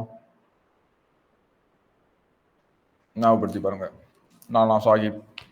ஓகே ஃபைன். இவங்களோட வீழ்ச்சி ஒரு கட்டத்தில் வந்து பார்த்தீங்கன்னா என்ன ஆகுது பார்த்தீங்கன்னா, இந்தியா அன்ரெஸ்ட் அப்படின்ற ஒரு புத்தகம் வந்து புத்தகத்துடைய ஆசிரியர் வந்து வேலண்டைன் சிரோலி. ஸோ இவருக்கு எதிராக தொடுத்த வழக்குக்கு எதிராட்டு லண்டன்ல ஆஜராகிறதுக்காக யார் போயிருப்பாங்கன்னா திலகர் வந்து போயிருப்பாரு. ஓகேவா? இப்போ திலகர் வந்து பிரிட்டனுக்கு போனதுக்கு அப்புறமா மாண்டேகு செம்ஸ்போர்டோட சீர்திருத்தங்கள்லாம் கொஞ்சம் ஏற்றுக்கொண்டாங்க. மாண்டேகு வந்து சொல்றதெல்லாம் மக்கள்கிட்ட பரவுது. ஸோ அதனால அப்படி கொஞ்சம் கொஞ்சமா இவங்களுடைய தன்னாட்சி இயக்கம் வந்து கொஞ்சம் கொஞ்சமா டவுன் ஆகுது. ஓகேவா? ஸோ மாண்டேக் வந்து இந்த இதை பற்றி பேசுறாரு. 1919 மாண்டேக் செம்ஸ்போர்ட் சீர்திருத்தங்கள் வருது. அதுல வந்து தன்னாட்சி அப்படின்ற விஷயத்தை பற்றி பேசுறாரு. தன்னாட்சியை நோக்கி தான் போறோம் அப்படின்ற மாதிரி விஷயங்கள் போகும்போது இவங்களும் ஓகேன்ற மாதிரி போகும்போது ஆனா வந்து பாத்தீங்கன்னா இது வந்து இந்திய தேசியவாதிகள்கிட்ட ஒரு பெரிய ஏமாற்றத்தை ஏற்படுத்துது கண்டிப்பா. ஓகே. ஆனா வந்து பாத்தீங்கன்னா ஆமா இதுக்கப்புறம் கொஞ்சம் கொஞ்சமா இவங்களுடைய விஷயங்கள் நீர்த்து போகவே இது வந்து என்னவா மாறுது, ஒரு ஏமாற்றத்தை வந்து கொடுக்குது. ஓகேங்களா? ஸோ இந்த தன்னாட்சி இயக்கத்துடைய முக்கியத்துவம் என்னவா இருந்துச்சு, எந்த அளவுக்கு இருந்துச்சு அப்படின்னு பாத்தீங்கன்னா, ஒண்ணு காந்தியடிகளினுடைய சத்தியாகிரக இயக்கங்களை தொடங்குவதற்கு வழிவகுக்கும் வழியில மக்களை ஒன்று திரட்டிய ஒரு பங்கு. ஏன் ஏன் அப்படி சொல்றாங்கன்னா, காந்தியடிகளுடைய இந்த சத்தியாகிரகங்கள்ல இல்ல காந்தியடிகளுடைய முக்கியமான போராட்டங்கள்ல கலந்து கொண்டவங்க எல்லாருமே தன்னாட்சி இயக்கத்துல இருந்தவங்க தான் அப்படின்ற மாதிரி. ஸோ அப்படியும் சொல்லலாம். இதே இது உங்களுக்கு வந்து மைண்ட்ல ஸ்ட்ரைக் ஆயிருக்கும். சார் அப்படி மட்டும் சொல்ல முடியுமா? இவங்க கூட தான் முக்கியமான தலைவர்கள் எல்லாருமே இருந்தாங்கன்னு சொல்றீங்களே. ஆட்டோமேட்டிக்கா காந்தி எமர்ஜ் ஆகும்போது அவங்க கூட இருந்திருப்பாங்க இல்லையா? ஸோ அப்படி கூட பார்க்கலாம் இல்லையான்னா அப்படியும் பார்க்கலாம். ஆனா ஏதோ இவங்களுக்கெல்லாம் ஒரு இன்னும் ஒரு பூஸ்டப் கொடுத்ததுக்கு இந்த தன்னாட்சி இயக்கம் வந்து ஒரு முக்கியத்துவமா இருந்துச்சு அப்படின்னு சொல்லலாம். ஓகேவா? ஸோ ஒரு கட்டத்தில் இவங்கள்ட்ட திறமையான நிர்வாகம் இல்லை. அதுக்கப்புறம் 1917-18 நிறைய மத கலவரங்கள்லாம் நடந்திருக்கும். மாண்டேக பிரபு வந்து பாத்தீங்கன்னா அந்த சுயாட்சியை வழங்குறதா எங்களுடைய நோக்கமே அப்படின்னு சொல்லிட்டு ஒரு அறிக்கை விடுறாரு. வழக்குல ஆஜராவதற்கு நம்ம தலைவர் திலகர் வந்து எங்க போறாரு, பிரிட்டன் போயிடாரு. ஸோ இந்த மாதிரி அப்படி கொஞ்சம் கொஞ்சமா மங்க ஆரம்பிச்சிச்சு. ஓகேவா? அவங்க அந்த ஒரு ஃபோர்ஸா ஆரம்பிச்சாங்களே அது அப்படியே வந்து டவுன் ஆயிடுச்சு. ஓகேவா? ஸோ இதை வச்சு ஒரு கொஸ்டின் கேட்டுறாங்க. இந்த திலகர் வந்து லண்டன் பிரிட்டனுக்கு போறாருலாம் எதுக்காகனா, இந்தியன் அன்ரெஸ்ட் அப்படின்னு ஒரு புத்தகம். இது தமிழ்ல கேட்டாலும் இப்படிதான் கொடுப்பாங்க, இந்தியன் அன்ரெஸ்ட். ஸோ இந்த புத்தகத்துடைய ஆசிரியர் யாருன்னு பார்த்தீங்கன்னா ஆசிரியர் வேலண்டைன் சிரோல். வேலண்டைன் சிரோல் இதான் இந்த புத்தகத்துடைய ஆசிரியர். ஆல்ரெடி இது கேட்டிருக்காங்க. ஓகே. ஸோ இந்த புத்தகத்துடைய ஆசிரியரான வேலண்டைன் சிரோலுக்கு எதிராக வந்து தொடுத்த அவதூறு வழக்கை நடத்துறதுக்காக 1918 வந்து திலகர் பிரிட்டனுக்கு போயிருப்பாரு. ஓகே, அதை நான் வச்சுக்கோங்க. இது ஒரு ஸ்டேட்மெண்ட் கொஸ்டின்ல பிடிச்சி கேட்டு சொன்னாங்க. ஃபைன். அப்போ புரியுதா? நான் வந்து ஒன் மோர் அப்படி ஃபாஸ்டா சொல்லிடுறேன். ஒன்றும் இல்லை, தன்னாட்சி இயக்கம். ஸோ தன்னாட்சி இயக்கம் மட்டும் தான் நம்ம வந்து விண்டோ மார்லி பார்த்தோம் இல்லையா? விண்டோ மார்லி ஓகே தானே. தன்னாட்சி இயக்கம் வந்து பார்த்தீங்கன்னா நமக்கு வந்து ஹோம் ரூல் லீக் மூவ்மெண்ட் அப்படின்னு சொல்லிட்டு 1916 வந்து காங்கிரஸ் வந்து 2 வருடாந்திர அமர்வு, 2 முக்கியமான மாற்றங்களுடன் தொடங்குது. ஒன்று வந்து கோகலே இல்லை, இன்னொன்று மேத்தா இல்லை. அதுக்கப்புறம் தீவிரவாத தேசியவாதிகளும் கட்சியில சேர்றதுக்கு அனுமதி கொடுத்தாங்க. ஸோ அப்படின்ற மாதிரி உள்ள நுழையுது. அதுக்கு இடையில வந்து பார்த்தீங்கன்னா ஒரு விஷயம் பார்த்தோம். இந்திய விடுதலை போர் வந்து என்ன ஒரு தாக்கத்தை ஏற்படுத்துச்சு அப்படின்னு சொல்லி பார்த்தோம் இல்லையா? ஸோ கிலாபத் இயக்கம் வந்து தோன்றதுக்கு ஒரு காரணமா வந்து இருந்துச்சு. ஓகேவா? ஸோ அதுக்கப்புறம் வந்து பார்த்தீங்கன்னா, ஆமா. ஸோ இவங்க வந்து ஸ்டார்ட் பண்றாங்க. ஆஹ் இந்திய தேசிய காங்கிரசினுடைய ஆதரவின்றி தன்னாட்சி இயக்கம் வந்து அன்னிபெசன்ட் அம்மையாரால ஆரம்பிக்கப்படுது. ஒன்னு திலகர் டைம்ல தலைமையில, இன்னொன்னு அன்னிபெசன்ட் தலைமையில 1916 வந்து ஆரம்பிக்கிறாங்க. ஒரு கட்டத்துல அவங்களுடைய இவங்க எல்லாம் கூட இருந்த ஆதரவாளர்லாம் ஃபோர்ஸ் பண்ணவும் ஆரம்பிச்சுறாங்க. குறிக்கோள் இந்தியாவில் தன்னாட்சியை ஏற்படுத்தணும் ஒண்ணு, தாய்நாடு பற்றிய பெருமை உணர்வு இந்திய மக்கள்கிட்ட போய் சேரணும் 2, அவ்வளவுதான். ஸோ திலகரின் தன்னாட்சி இயக்கம் வந்து பார்த்தீங்கன்னா பம்பாய் மாநாட்டில் வந்து பெல்காம்ல பம்பாய் மாநாடு நடக்குது. ஸோ அங்க வந்து நிறுவப்படுது. ஸோ இந்த ஒரு 6 கிளைகளை கொண்டதா வந்து செயல்பட்டு இருக்குது. பெசன்ட் அம்மையார் அன்னிபெசன்ட் அம்மையாரோட தன்னாட்சி இயக்கம் வந்து மதராஸ்ல வந்து ஆரம்பிச்சு மற்ற அவர் திலகர் கவர் பண்ண இடங்கள் எல்லாமே இவங்க தான் பாத்துக்கிறாங்க அந்த மாதிரி. ஸோ இந்தியா விசுவாசத்தின் விலை வந்து இந்தியாவின் விடுதலை அப்படின்னு சொல்றாரு. நியூ இந்தியா, காமன்வெல்த் இந்த பத்திரிகைகளை நடத்துறாங்க. அதிநவீன வசதிகளுடன் கூடிய ரயில் அடிமைகளாக இருப்பதை விட சுதந்திரத்துக்குள்ள மாட்டு வண்டியில போறதே பெட்டர் அப்படின்ற டயலாக் எல்லாமே வந்து பார்த்தீங்கன்னா மக்கள் மத்தியில் ரொம்ப ரீச் ஆகுது. அவர் 2 புத்தகங்கள் விடுதலை பெற இந்தியா எப்படி துயருற்றது, இந்தியா ஒரு தேசம் அப்படின்ற புத்தகங்கள்லாம் அவங்க எழுதுனது. அதெல்லாம் ஞாபகம் வச்சுக்கோங்க. இதுல முக்கியமான உறுப்பினர்கள் யாரு அப்படின்றது லாஸ்ட்ல இந்த இயக்கம் வந்து நிறைய முக்கியமான தலைவர்களை கொண்டு வெகுவா சூப்பரா போயிட்டு இருந்தாலும் வீழ்ச்சியை நோக்கி போகுது. ஓகேவா? வழக்குல ஆஜராகிறதுக்காக திலகர் வந்து பிரிட்டன் போறாரு. அப்போ இங்க வந்து ஆல்ரெடி ஒரு ஏரியா வந்து கவர் ஆகல. மாண்டேக செம்ஸ்போர்ட் வந்து அவருடைய சீர்திருத்தங்களை என்ன கொண்டு வர்றாருன்னா, தன்னாட்சி வழங்குறது தான் நம்மளோட நோக்கம் அப்படின்ற மாதிரியான ஒரு விஷயம் சொல்றாரு. ஸோ அதுலயும் ஒரு அடி. ஸோ கொஞ்சம் இன்னும் டவுன் ஆகுது. அதுக்கப்புறம் கொஞ்சம் கொஞ்சமா வந்து பாத்தீங்கன்னா வீழ்ச்சி அடைந்து அப்படியே வந்து டவுன் ஆகிட்டே போயிட்டு இருக்குது. லாஸ்டா வந்து பாத்தீங்கன்னா இது வந்து இந்திய லீக் அப்படின்னு சொல்லிட்டு பேரிட்டு வி.கே. கிருஷ்ணமேனன் வந்து பெயர் மாற்றம் செஞ்சு எடுத்துட்டு போவாரு. ஓகேங்களா? ஸோ 1829ல 1929. ஓகே. ஸோ அதான் வந்து இந்திய லீக், வேற ஒன்றும் இல்லை. ஓகே. பிரிட்டிஷ் அரசுடைய கீழே இந்திய தன்னாட்சி பெறுவது இல்லைன்னா கனடா, ஆஸ்திரேலியா இதோடைய வழியில தன்னாட்சி பகுதி அப்படின்னு சொல்லிட்டு பெறுவது தான். அப்படி பெறுவதற்காக இங்கிலாந்து நாடாளுமன்றத்தில் கூடிய உறுப்பினர்களுடைய ஆதரவை கோருவதற்காக காமன்வெல்த் லீக் அப்படின்னு சொல்லிட்டு ஃபர்ஸ்ட் வந்து தன்னாட்சி இயக்கத்தை பேரை மாத்துறாங்க. அதுக்கப்புறமா வந்து பாத்தீங்கன்னா 1829ல இந்திய லீக்னு சொல்லிட்டு பேர் மாத்தி கிருஷ்ணமேனன் வந்து நடத்திட்டு போறாரு. ஓகேவா? இந்த தன்னாட்சி இயக்கத்தால அப்ப நன்மைகளே இல்லையா அப்படின்னு பார்த்தா நன்மைகள் கண்டிப்பா இருக்குது. ஓகேவா? அகைன் ஒரு டர்னிங் பாயிண்ட் சொல்லலாம். இது வந்து பாத்தீங்கன்னா மக்கள்கிட்ட இன்னும் கொஞ்சம், அதாவது ஒரு மாதிரி ஹை பொலிட்டிசைஸ் பண்ணப்பட்ட விஷயங்கள் எல்லாமே, இதெல்லாம் படிச்சவங்களாம் தெரியும் அப்படின்ற விஷயங்கள் எல்லாமே கொஞ்சம் எளிமையா மக்கள்கிட்ட கொண்டு சேர்க்கப்படுது. பாமர மக்கள்கிட்டையும் போகுது. அது ஒரு முக்கியமான விஷயம் எங்கள்கிட்ட. அதே மாதிரி அரசியல் ரீதியாட்டு கிராமங்களும் நகரங்களும் வந்து பிணைக்கப்படுது. ஸோ அதான் கற்றிருந்தவர்களும் நார்மலா உள்ளவர்களும் வந்து பாத்தீங்கன்னா கற்றிருந்தவர்களா இருக்கட்டும், பாமர மக்களா இருக்கட்டும், அதாவது கிராமங்கள்ல நகரங்களுக்குள்ள இடையில வந்து ஒரு பிணைப்பு வந்து வருது. இது வந்து நிறைய சிறந்த தேசியவாதிகளை வந்து உருவாக்குது. அது முக்கியமானது. ஓகே. அதே மாதிரி பாத்தீங்கன்னா ஒரு அமைதியான முறையில மக்களுடைய நம்பிக்கையை பெறுவதற்கு ஒரு வழியை கொண்டு வருது. இந்த மாண்டேக செம்ஸ்போர்ட் வந்து தன்னாட்சி அப்படின்ற வார்த்தையை மென்ஷன் பண்ணி நாங்க அதை நோக்கி தான் போயிட்டு இருக்கோம்னு சொல்றாரு இல்லையா? அதுவே இவங்களுக்கு கிடைச்ச வெற்றியா தான் பார்க்கப்படுது. ஓகேவா? இவங்க இவ்வளவு தீவிரமா இதை ஸ்டார்ட் பண்ணனாலதான் அதை கொஞ்சம் இது பண்றது மாதிரியான ஒரு இதை பண்ணாரு அப்படின்ற மாதிரி கூட நம்ம வந்து பார்க்கலாம். ஸோ இது ஒரு கிடைத்த வெற்றினே நம்ம வந்து வெற்றின்னு சொல்றத அது கிடைச்ச ஒரு பரிசு அப்படின்னு கூட பார்க்கலாம். ஓகேவா? ஸோ இவங்களுடைய முயற்சினால அகைன் வந்து எல்லாரும் காங்கிரஸ் கொஞ்சம் வலுவிழந்த மாதிரி இருந்துச்சு இல்லையா? இங்க வந்து நிறைய பேர் சேர்ந்து பண்ணாங்க இல்லையா? ஓகேவா? திலகர் இங்க பண்றாரு. அதே மாதிரி அன்னி கூட ஜவஹர்லால் நேரு உட்பட அந்த மிதவாதி தேசியவாதிகள் நிறைய பேர் இருக்காங்க. ஸோ அகைன் இவங்க எல்லாம் சேர்ந்து ஏதோ ஒரு விஷயத்துல சேர்ந்து பண்றது மாதிரியான ஒரு இதை வந்து கொடுத்துச்சு. அது ஒரு முக்கியமானது.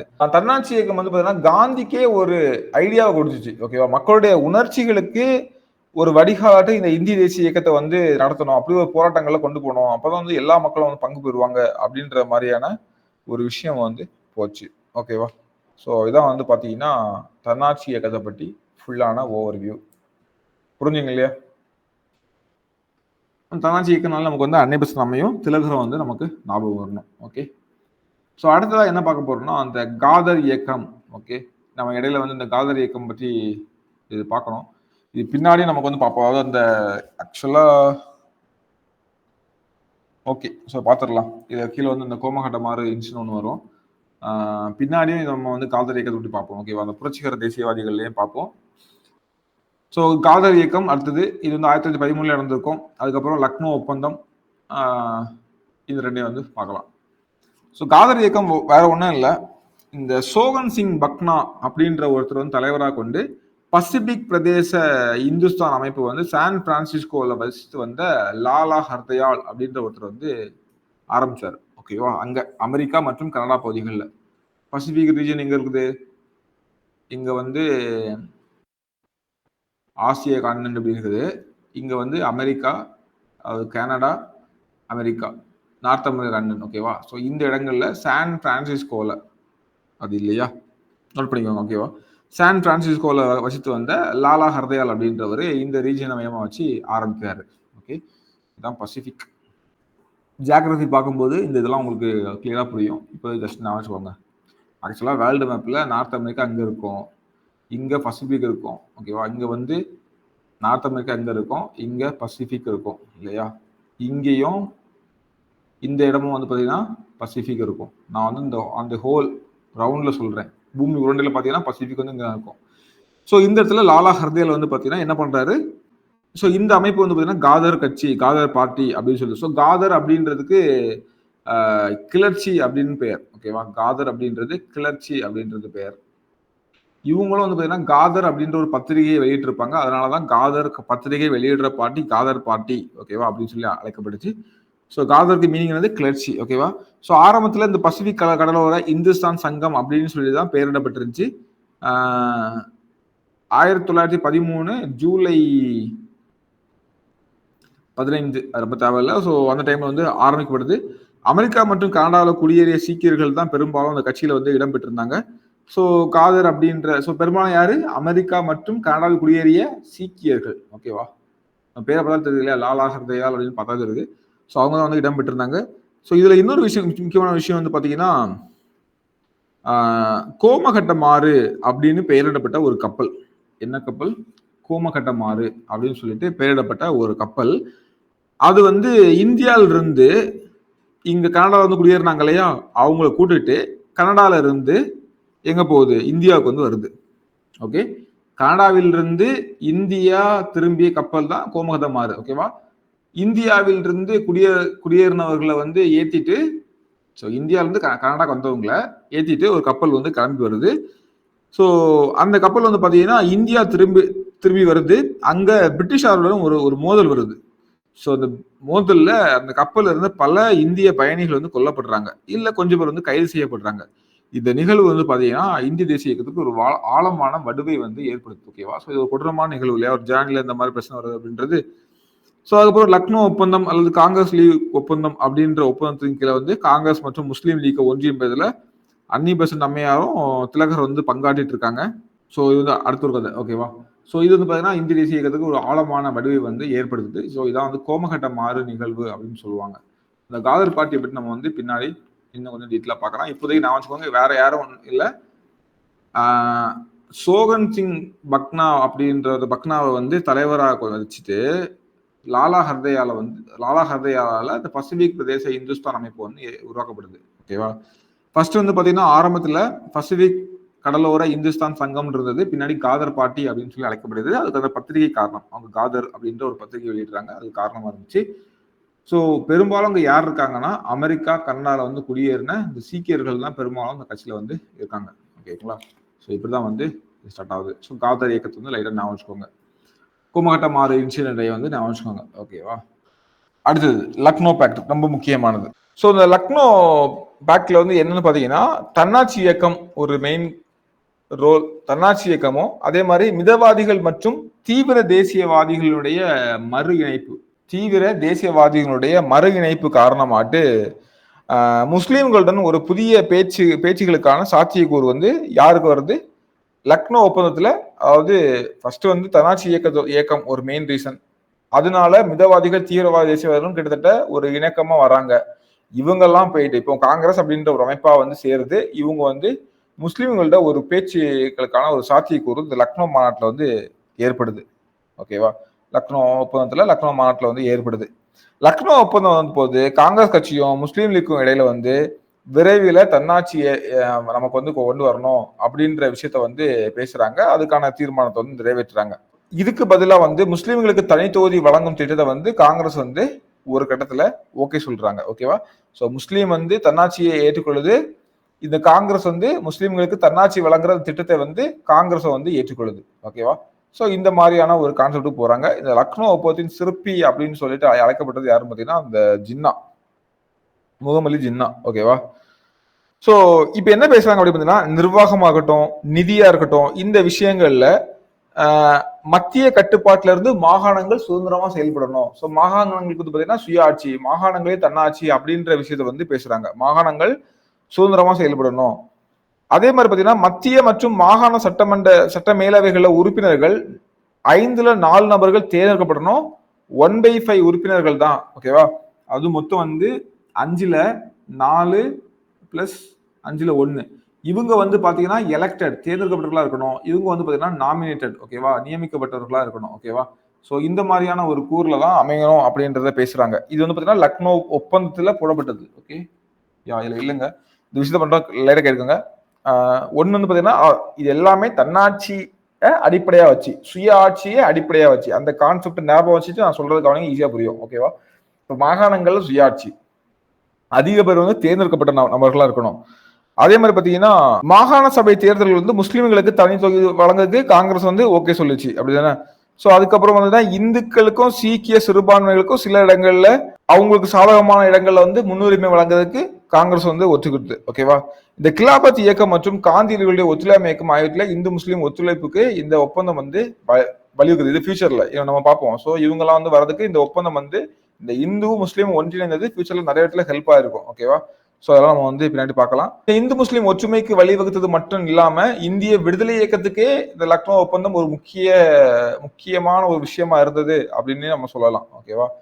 இதுக்கு வந்து ரொம்ப ஒரு முக்கியமான ஆள் யாருன்னு பாத்தீங்கன்னா நம்ம முகமது அலி ஜின்னா அப்படின்றவர் தான். ஸோ பின்னாடி அவரே ஒரு வேற மாதிரி நம்ம பார்ப்போம்.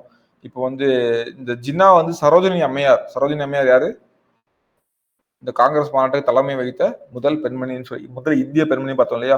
ஸோ இவங்க வந்து பாத்தீங்கன்னா என்ன சொல்லுவாங்கன்னா இந்து முஸ்லீம் ஒற்றுமை தூதர் அப்படின்னு சொல்லிட்டே இவங்க சொல்றாங்க. ஓகேவா? ஸோ இந்த ஹிந்து முஸ்லீம் ஒற்றுமை வந்து பாத்தீங்கன்னா கிலாஃபத் இயக்கம் தோன்றதுக்கான காரணம் என்ன சொன்னோம் நம்ம? அங்க முதல் உலகப் போர் முடிஞ்சதுக்கு அப்புறமா அவங்களுடைய கேலிஃபா, ஓகேவா, முஸ்லீம்கள தலைவரான கேலிஃபாவை ரொம்ப வந்து டவுன்கிரேட் பண்ணுவாங்க. ஸோ அதனால வந்து பிரிட்டிஷ்க்கு எதிராக இந்த முஸ்லீம் வந்து எழுப்புவாங்க. ஓகேவா? அதே மாதிரி பாத்தீங்கன்னா இதுக்கப்புறம் இந்த கிலாஃபத் வந்து பாத்தீங்கன்னா பிரிட்டிஷை எதிர்ப்பாங்க. கிலாஃபத் வந்து பாத்தீங்கன்னா அதுக்கப்புறம் அவருடைய தலைவர்கள் வந்து காந்தி கூட செம க்ளோஸ் ஆயிருவாங்க. ஓகேவா? ஸோ அப்போ இந்த இந்து முஸ்லீம் ஒற்றுமை வந்து பாத்தீங்கன்னா கிலாஃபத்துக்கும் ஒத்துழையாமை இயக்கத்துக்கும் ஒரு ஒரு ஹெல்ப் பண்ணிச்சு. அந்த டைம்ல இவங்களோட ஒற்றுமை வந்து ரொம்ப பீக்ல இருந்துச்சு. ஓகேவா? ஏன்னா கிலாபத் இயக்கம் வந்து காந்தி கூட சேர்ந்து செயல்படுறாங்க. ஓகேவா? முஸ்லீமும் இந்துவும் சேர்ந்து செயல்படுறாங்க அப்படின்ற ஒரு பீக்ல இருந்துச்சு அப்படின்னு சொல்லலாம். ஓகேவா? ஸோ இப்போ லக்னோ ஒப்பந்தத்துடைய நன்மைகள்லாம் கேட்டா என்ன சொல்லுவீங்க? லக்னோ ஒப்பந்தம் ஓகே, என்ன நடந்துச்சு? லக்னோ ஒப்பந்தத்துல தன்னாட்சி அந்த முஸ்லீமும் இவங்களும் சேர்ந்துட்டாங்க. இன்னொன்னு சொல்லுவாங்க, திலகர் ஜின்னா பேக்ட்னு சொல்லுவாங்க. திலகருக்கும் ஜின்னா பேக்ட்னு சொல்லுவாங்க. ஆல்ரெடி தீவிரவாதிகளும் மிதவாதிகளும் சேர்ந்துட்டாங்க. ஸோ தன்னாட்சி இயக்கம் இவங்க சேர்ந்தது எல்லாம் சேர்ந்து முஸ்லீம்கள் காங்கிரஸ் கூட ஒரு பேச்சுவார்த்தை பண்ணி லிங்க் பண்ணதுக்கு ஹெல்ப்ஃபுல்லா இருந்துச்சு. அப்ப இது நன்மைகள்னா என்னெல்லாம் சொல்லுவீங்க? நான் சொல்ற பாயிண்ட் கரெக்டான பார்ப்பீங்களா? காங்கிரஸும் முஸ்லீம் லீக்கும் இணைந்து பாடுபடுறதுக்கு வழி வகுத்துச்சு அப்படின்னு சொல்லலாம். ஓகே, 1. இந்திய முஸ்லீம் ஒற்றுமைக்கு வழி வகுத்துச்சு அப்படின்னு சொல்லலாம். ஓகேவா? 2. ஸோ அதுக்கப்புறம் பாத்தீங்கன்னா தன்னாட்சிக்கு வழி செய்யுங்க அப்படின்ற மாதிரி அரசை வந்து தூண்டுச்சுன்னு சொல்லலாமா? எஸ். ஸோ இந்த முஸ்லீம் இந்து ஒற்றுமைன்றதுலயே நிறைய விஷயம் வந்துடும். ஸோ மக்கள் வந்து பாத்தீங்கன்னா மக்களிடையே இது வந்து ஒரு புத்துணர்ச்சியை வந்து கொடுத்துச்சு. ஓகேவா? ஏதோ பிரிஞ்சிருந்தவங்க ஒன்னா சேர்ந்துட்டாங்க அப்படின்ற மாதிரி ஒரு ஃபீலை கொடுத்துச்சு. ஓகே, இந்த ஒற்றுமையை பார்த்துட்டு அகைன் இப்போ வந்து எல்லாருமே ஒன்று சேர்ந்துட்டாங்க. காங்கிரஸ் மிதவாதிகள் தீவிரவாதிகள் எல்லாம், அதாவது ஒரு இந்தியாவே எல்லாம் ஒற்றுமையா இருக்காங்க அப்படின்ற மாதிரி ஃபீல்.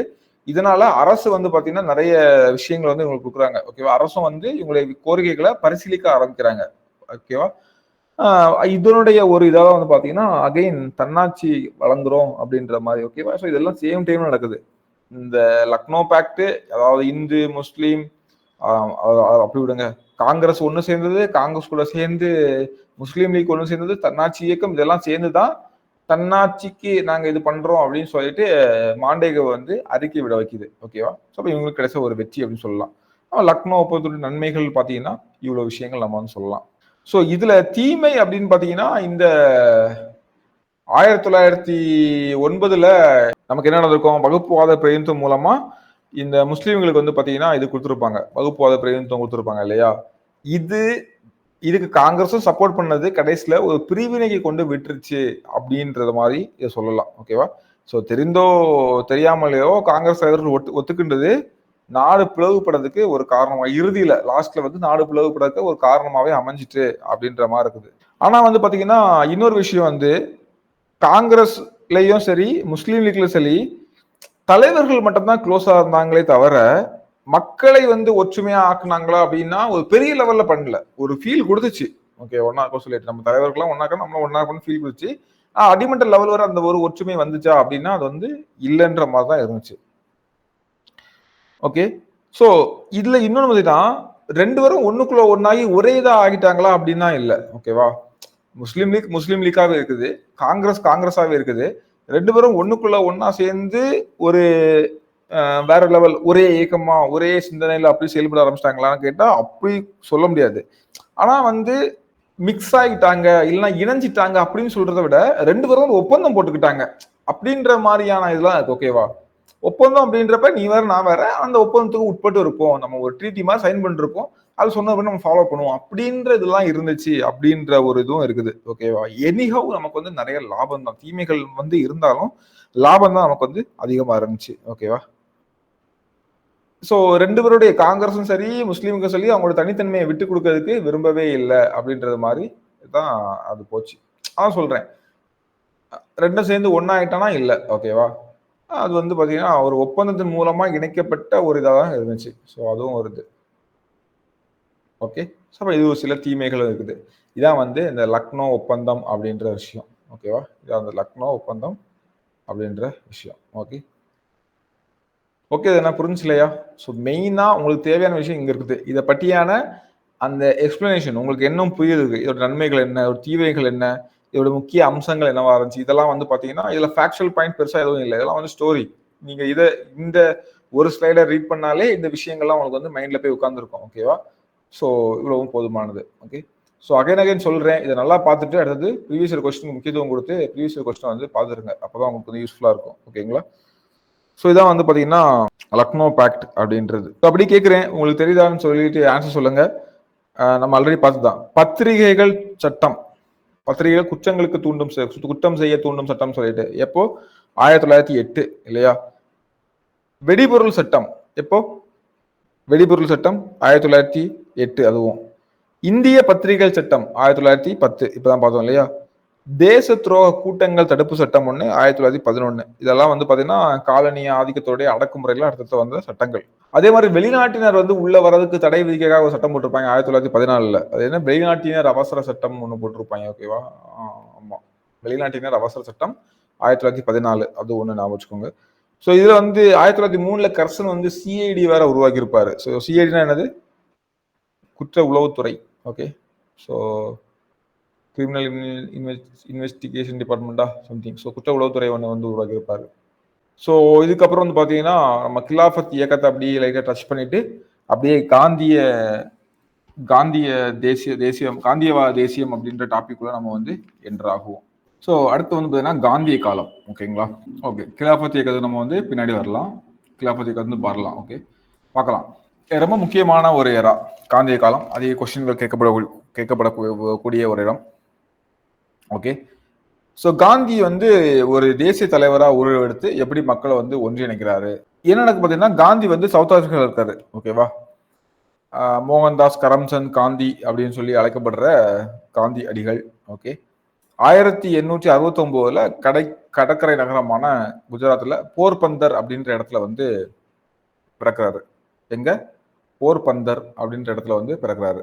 ஸோ 1915 வந்து சவுத் ஆப்பிரிக்கால இருந்து அவர் வந்து இந்தியா திரும்புறாரு. ஓகேவா.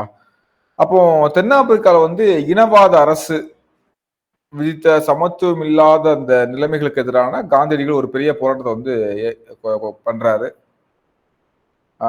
அது ரொம்ப முக்கியமான ஒரு விஷயம். அடுத்து வந்து பாத்தீங்கன்னா இங்க வந்து இந்தியாவுக்கு வராரு. 15 இந்தியாவுக்கு வந்தவர். ஸோ அங்க என்னெல்லாம் பண்ணாருன்றத நம்ம பின்னாடி பார்க்கலாம். இந்தியாவுக்கு வந்தவர் இங்க கோபாலகிருஷ்ண கோகலேயுடைய செயல்களால ஈர்க்கப்படுறாரு. ஓகேவா? கோபாலகிருஷ்ண கோகலே தான் அவருடைய அவருடைய அரசியல் குருவா வந்து அடையாளம் கண்டுட்டு அவருடைய அவருடைய கொள்கைகளால் ஈர்க்கப்பட்டு லாஸ்ட்ல அவருடைய அறிவுரை ஏற்று வந்து பாத்தீங்கன்னா இந்தியா முழுவதும் வந்து பயணப்படுறாரு. ஓகேவா? இந்தியா ஃபுல்லா போய் சுற்றி பார்த்துட்டு வா அப்படின்ற சொல்றாரு. இவரும் போறாரு, மக்களை வந்து சந்திக்கிறாரு. ஓகே. ஸோ ஓராண்டு காலத்துக்கு வந்து அவர் வந்து பயணம் வந்து மேற்கொள்றாரு. கிட்டத்தட்ட ஓராண்டு காலத்துக்கு பயணம் மேற்கொள்றாரு. அப்புறமா வந்து அகமதாபாத்ல சபர்மதி ஆசிரமம் அப்படின்ற ஆசிரமத்தை வந்து நிறுவிட்டு நிறுவுறாரு. ஆனா தன்னாட்சி இயக்கங்கள்லாம் அப்போ ஆரம்பிச்சிட்டாங்க 16ல. நான் அதெல்லாம் வந்து தீவிரமா பங்கேற்கல. அவர் வேற ஒரு இதா போயிட்டு இருக்காரு. ஓகே. இப்படி ஆட்டு தன்னுடைய இந்தியாவில் தன்னுடைய வாழ்க்கை வந்து ஆரம்பிக்கிறாரு. ஓகேவா? ஸோ காந்தியோடைய அந்த சத்தியாகிரகம் அப்படின்றது தெரியும். ஸோ உண்மையை பேசணும், உண்மையா இருக்கணும் அப்படின்றது. ஸோ உண்மையையும் தைரியமா இருக்கிறவங்க தான் அதுதான் நம்மளுடைய ஒரு ஒரு ஆயுதமா இருக்கும் அப்படின்ற மாதிரி சொல்றவரு. உண்மையும் அகிம்சையும் தான் அடிப்படை. அநீதிக்கு வந்து எப்பவுமே தலைவணங்க கூடாது அப்படின்ற கான்செப்ட் எல்லாம் பேசிட்டு இருந்தவர். ஓகேவா?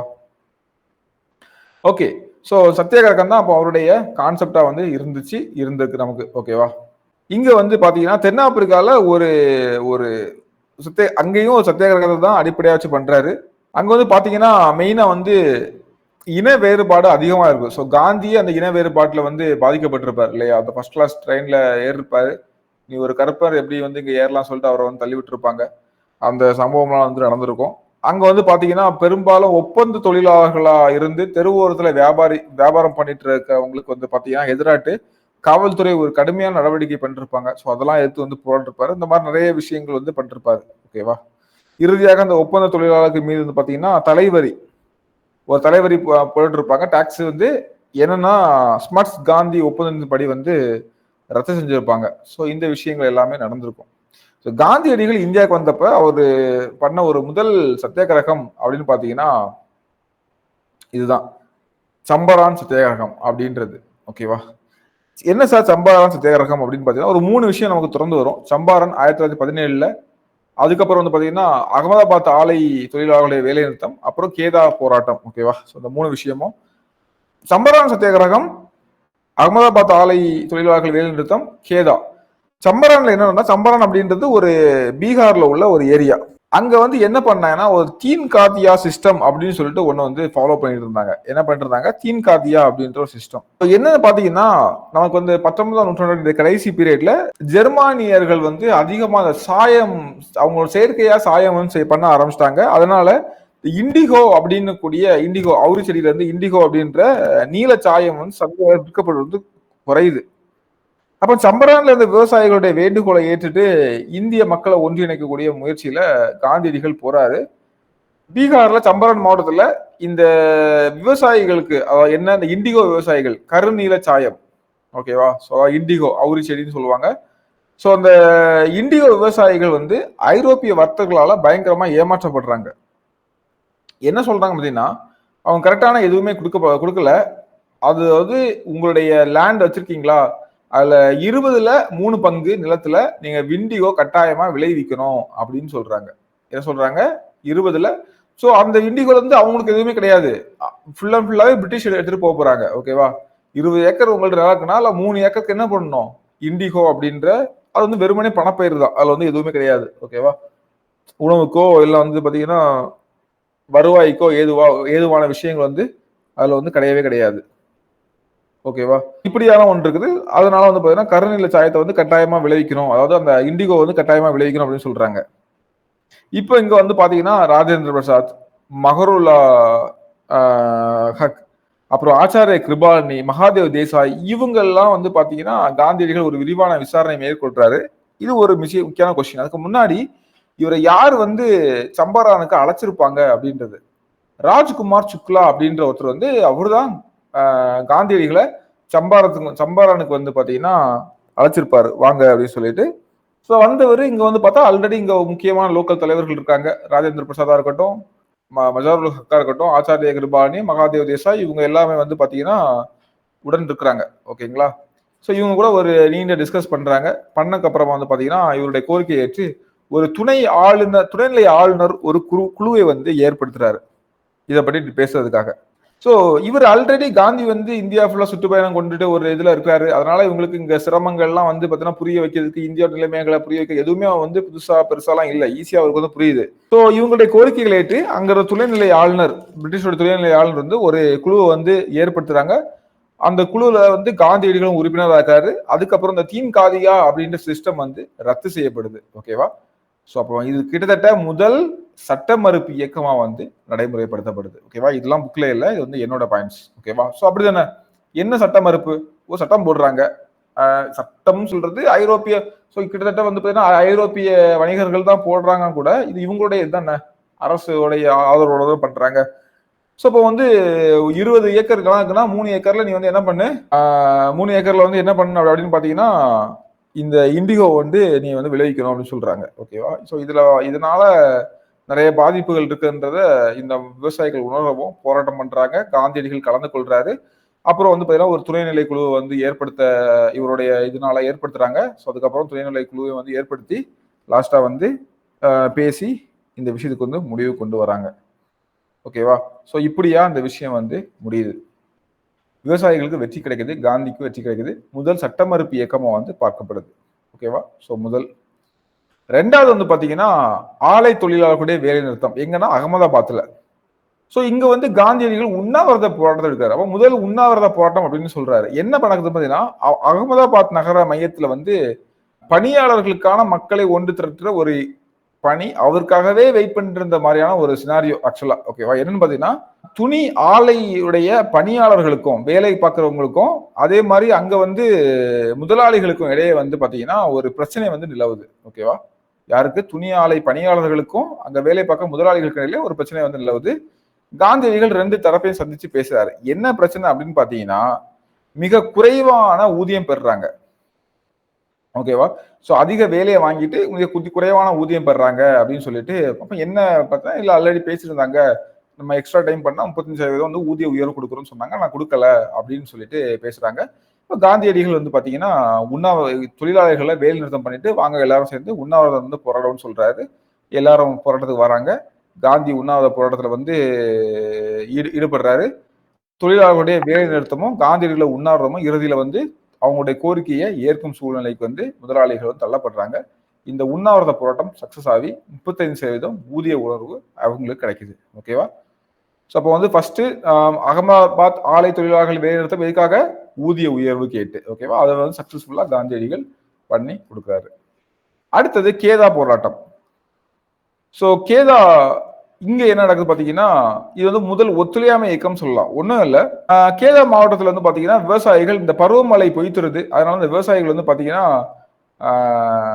விவசாயிகளுக்கு ரொம்ப சிரமப்படுறாங்க. அங்க என்னன்னா நம்ம வந்து ஆல்ரெடி இந்த விஷயத்த வந்து பேசியிருப்பேன். நிலவரின்ற கான்செப்டே இல்ல.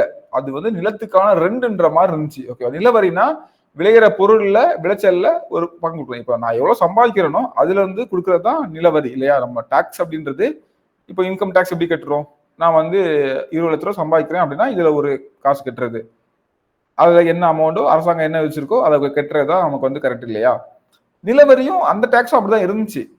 எவ்வளவு விளைவிக்கிறோமோ அதுல கட்டுறது அப்படின்ற மாதிரி. ஆனா இந்த ஆங்கிலேயர்கள் வந்து அதை வந்து எப்படி பார்த்தாங்க அப்படின்ற மாதிரி நம்ம சொல்லியிருந்தோம். அது ஒரு ரெண்டாவே வந்து பார்த்தாங்க. அது நிலம் இருக்குதா, இவ்வளவு ரூபாய் கட்டி ஆகணும். அது வந்து மழை பெஞ்சோ வெயில் அடிச்சோ புயல் அடிச்சோ இல்லைன்னா வந்து காசு வாங்கினியோ இல்லையோ எதுவுமே அதாவது விளைவிச்சியோ இல்லையோ இந்த நிலத்துல இருந்து எனக்கு இவ்வளவு டாக்ஸ் வரணும்பா அப்படின்ற மாதிரியான ஒரு இதுக்கு வந்து போயிட்டாங்க. ஓகேவா?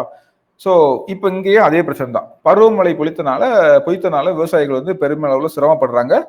இப்போ பஞ்சகால விதியின்படி ஆல்ரெடி கவர்மெண்டோடைய ரூலே என்னன்னு பாத்தீங்கன்னா இதுதான். என்ன ரூலு? பயிர் சாகுபடி 25% குறைவா இருந்தா, ஓகேவா? 2.5 இல்லைங்க, விளைச்சல் வந்து 25% குறைவா இருந்துச்சு அப்படின்னா நிலவரி ரத்துக்கு தகுதி பெற்றவர்கள். ஓகேவா? ஸோ 25% கீழே வந்து விளையலை அப்படின்னா நீங்க வந்து நிலவரியே கெட்டா லேண்ட் டாக்ஸே வந்து கெட்ட வேணாம் அப்படின்றது ரூல். இது வந்து பஞ்சகால விதிப்படி இவங்க போட்ட ரூல். ஓகேவா? ஆனா இவங்க வந்து பாத்தீங்கன்னா முழு வரி செலுத்துமாறு துன்புறுத்தப்பட்டாங்க. ஓகேவா? அதெல்லாம் இல்ல, நீங்க வந்து டாக்ஸ் கட்டி தான் ஆகணும் அப்படின்னு சொல்றாங்க. ஸோ இந்த பாதிக்கப்பட்ட விவசாயிகள் வந்து பார்த்தீங்கன்னா காந்தியடிகள் உறுப்பினராக பங்கம் வைத்த இந்திய பணியாளர் சங்கம். யாரோடது இந்திய பணியாளர் சங்கம்? கோபாலகிருஷ்ண கோகலேயோடது. அவர் ஆரம்பிச்சது இல்லையா? ஸோ கோபாலகிருஷ்ண கோகலேயோட தான் இந்த இந்திய பணியாளர் சங்கம் அப்படின்றது.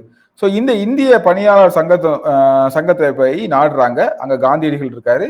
ஸோ பாதிக்கப்பட்ட விவசாயிகள் வந்து காந்தியடிகள் சப்போர்ட்டா வந்து வராரு.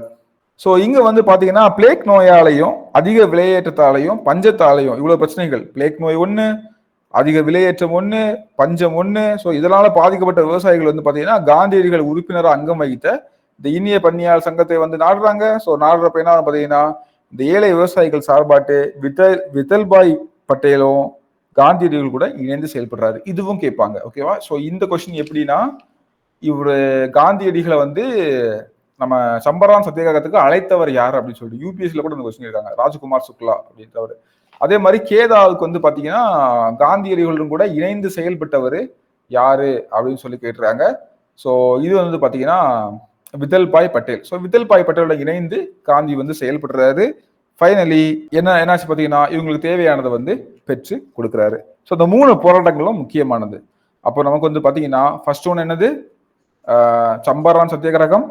அடுத்த ஒண்ணு என்னது நமக்கு வந்து சம்பரான் சத்தியாகிரகம். அதுக்கப்புறம் வந்து பாத்தீங்கன்னா நமக்கு வந்து ஆலை தொழிலாளர்களுடைய வேலை நிறுத்தம் எங்க? அகமதாபாத்ல. சம்பரான்ல நமக்கு வந்து முக்கியமா என்ன பண்ணாங்க? அங்க தீன்காதியா சிஸ்டம் இல்லையா? 3/20, அதாவது 20ல 3 பகுதி வந்து இதை பண்ணோம் அப்படின்ற மாதிரி. ஸோ அடுத்து வந்து பாத்தீங்கன்னா நமக்கு வந்து அகமதாபாத்ல 35% ஊதிய உயர்வு. கேதா வந்து பாத்தீங்கன்னா பருவமழை பொய்த்ததன் காரணமாக அந்த சிரமம். 25% கீழே இருந்தா விளைச்சலுக்கு 25% கீழே விளைச்சல் இருந்தா டாக்ஸ் கட்ட வேணாம், ஆனா கட்டுறதுக்கு வந்து வற்புறுத்தப்பட்டாங்க. ஸோ இந்த மாதிரியான பிரச்சனைகள்லாம் இருந்துச்சு இல்லையா? ஸோ இதெல்லாம் வந்து காந்தியடிகள் சக்சஸ்ஃபுல்லா பண்ணி கொடுத்தாரு. ஸோ இந்த 3 போராட்டங்களும் காந்தி வந்து நிறைய ஒரு லேர்னிங்ஸ் கொடுத்துச்சு. ஓகேவா? இந்த 3 போராட்டங்கள்ல வந்து பாத்தீங்கன்னா எங்கேயுமே வன்முறை இருந்துச்சா? எதிர்த்து அடிச்சாங்களா? சண்டைக்கு போனாங்களா? எதுவுமே பண்ணல. ஓகே. ஸோ அமைதியான முறையில தான் போராட்டம் பண்ணாங்க. ஓகேவா? ஸோ 3 போராட்டங்களிலும் அப்போ இந்த சத்தியாகிரகத்தோடைய மகிமைய மக்களுக்கு வந்து காந்தி உணர்த்திட்டாரு. ஓகேவா? அமைதியா போராடினாலே கிடைச்சிரும். ஓகேவா? அதாவது ஒரு சின்ன எதிர்ப்பை காட்டுங்க. இதை பண்ண மாட்டோம்னு சொல்லி ஸ்ட்ராங்கா நில்லுங்க. நீங்க வந்து வேற எதுவும் பண்ண வேணாம். ஓகேவா? உங்களுக்கு எதிராக இருக்குதா? உண்ணாவிரதம் உட்கார்றதோ, இதை பண்ண மாட்டேன்னு சொல்றதோ, அந்த மாதிரியான ஒரு விஷயத்துல போனாலே போதும் அப்படின்றத உணர்த்திட்டாரு. ஒண்ணு. அடுத்து வந்து பாத்தீங்கன்னா மக்களோடு நின்று போராடுனால இது வந்து மக்களுக்கு உணர்த்தினது ஒண்ணு. காந்திக்கான லேர்னிங் என்னச்சுன்னா மக்களோட நின்று போராடினால மக்களுடைய பலம் பலவீனம் எங்கெல்லாம் கூட நிக்கிறாங்க, எந்த விதத்துல கூட நிக்கிறாங்க, எப்படிலாம் நிக்கிறாங்க அப்படின்ற மக்களுடைய பலம் மற்றும் பலவீனத்தை வந்து இவருக்கு அறிஞ்சிக்கிறதுக்கு இது ஒரு வாய்ப்பா இருந்துச்சு. ஓகேவா? அதே மாதிரி இவருடைய இது வந்து பல இளைஞர்கள்ட்ட மதிப்பையும் மரியாதையும் தேடி கொடுத்துச்சு. இப்ப வந்து இந்த டைம்ல என்னன்னா நிறைய அரசியல் தலைவர்கள் வந்து கைது செய்யப்பட்டிருப்பாங்க, இறந்திருப்பாங்க. முக்கியமான ஆள்கள் எல்லாம் கொஞ்சம் அப்படிதான் இருந்திருப்பாங்க. காந்தியோட வருகையை ஆக்சுவலா எதிர்பார்த்து இருந்திருப்பாங்க. ஓகேவா? நிறைய பேர், நிறைய முக்கியமான தலைவர்கள் எல்லாரும் நிறைய பேர். ஓகே. ஸோ அப்போ வந்து பாத்தீங்கன்னா இது வந்து அவர் ஒரு அரசியல் தலைவரா இந்த வெற்றி, இந்த 3 இடத்துல வாங்கிட்ட வெற்றி பேசப்படுது. அரசியல் தலைவரா அவர் வந்து முன்னிறுத்துறாங்க. ஓகேவா? ஸோ இந்த மாதிரியான ஒரு விஷயமா காந்தி வந்து வர்றாரு. ஸோ இந்திய பணியாளர் சங்கம் பார்த்தோம் இல்லையா? அது நம்ம எங்க பார்த்தோம்? ஆல்ரெடி கோபாலகிருஷ்ண கோகலே பார்த்தோம் அப்படிதானே? ஸோ இந்திய பணியாளர் சங்கத்தை வந்து இங்க நாடுவாங்க.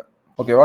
கேதால வந்து பாத்தீங்கன்னா இந்திய பணியாளர் சங்கத்தை வந்து நாடுறது. ஸோ இந்திய பணியாளர் சங்கத்தை வந்து நிறுவனது யாரு? 1905 கோபாலகிருஷ்ண கோகலே அப்படின்றவர் வந்து நிறுவியிருப்பாரு. ஓகேவா?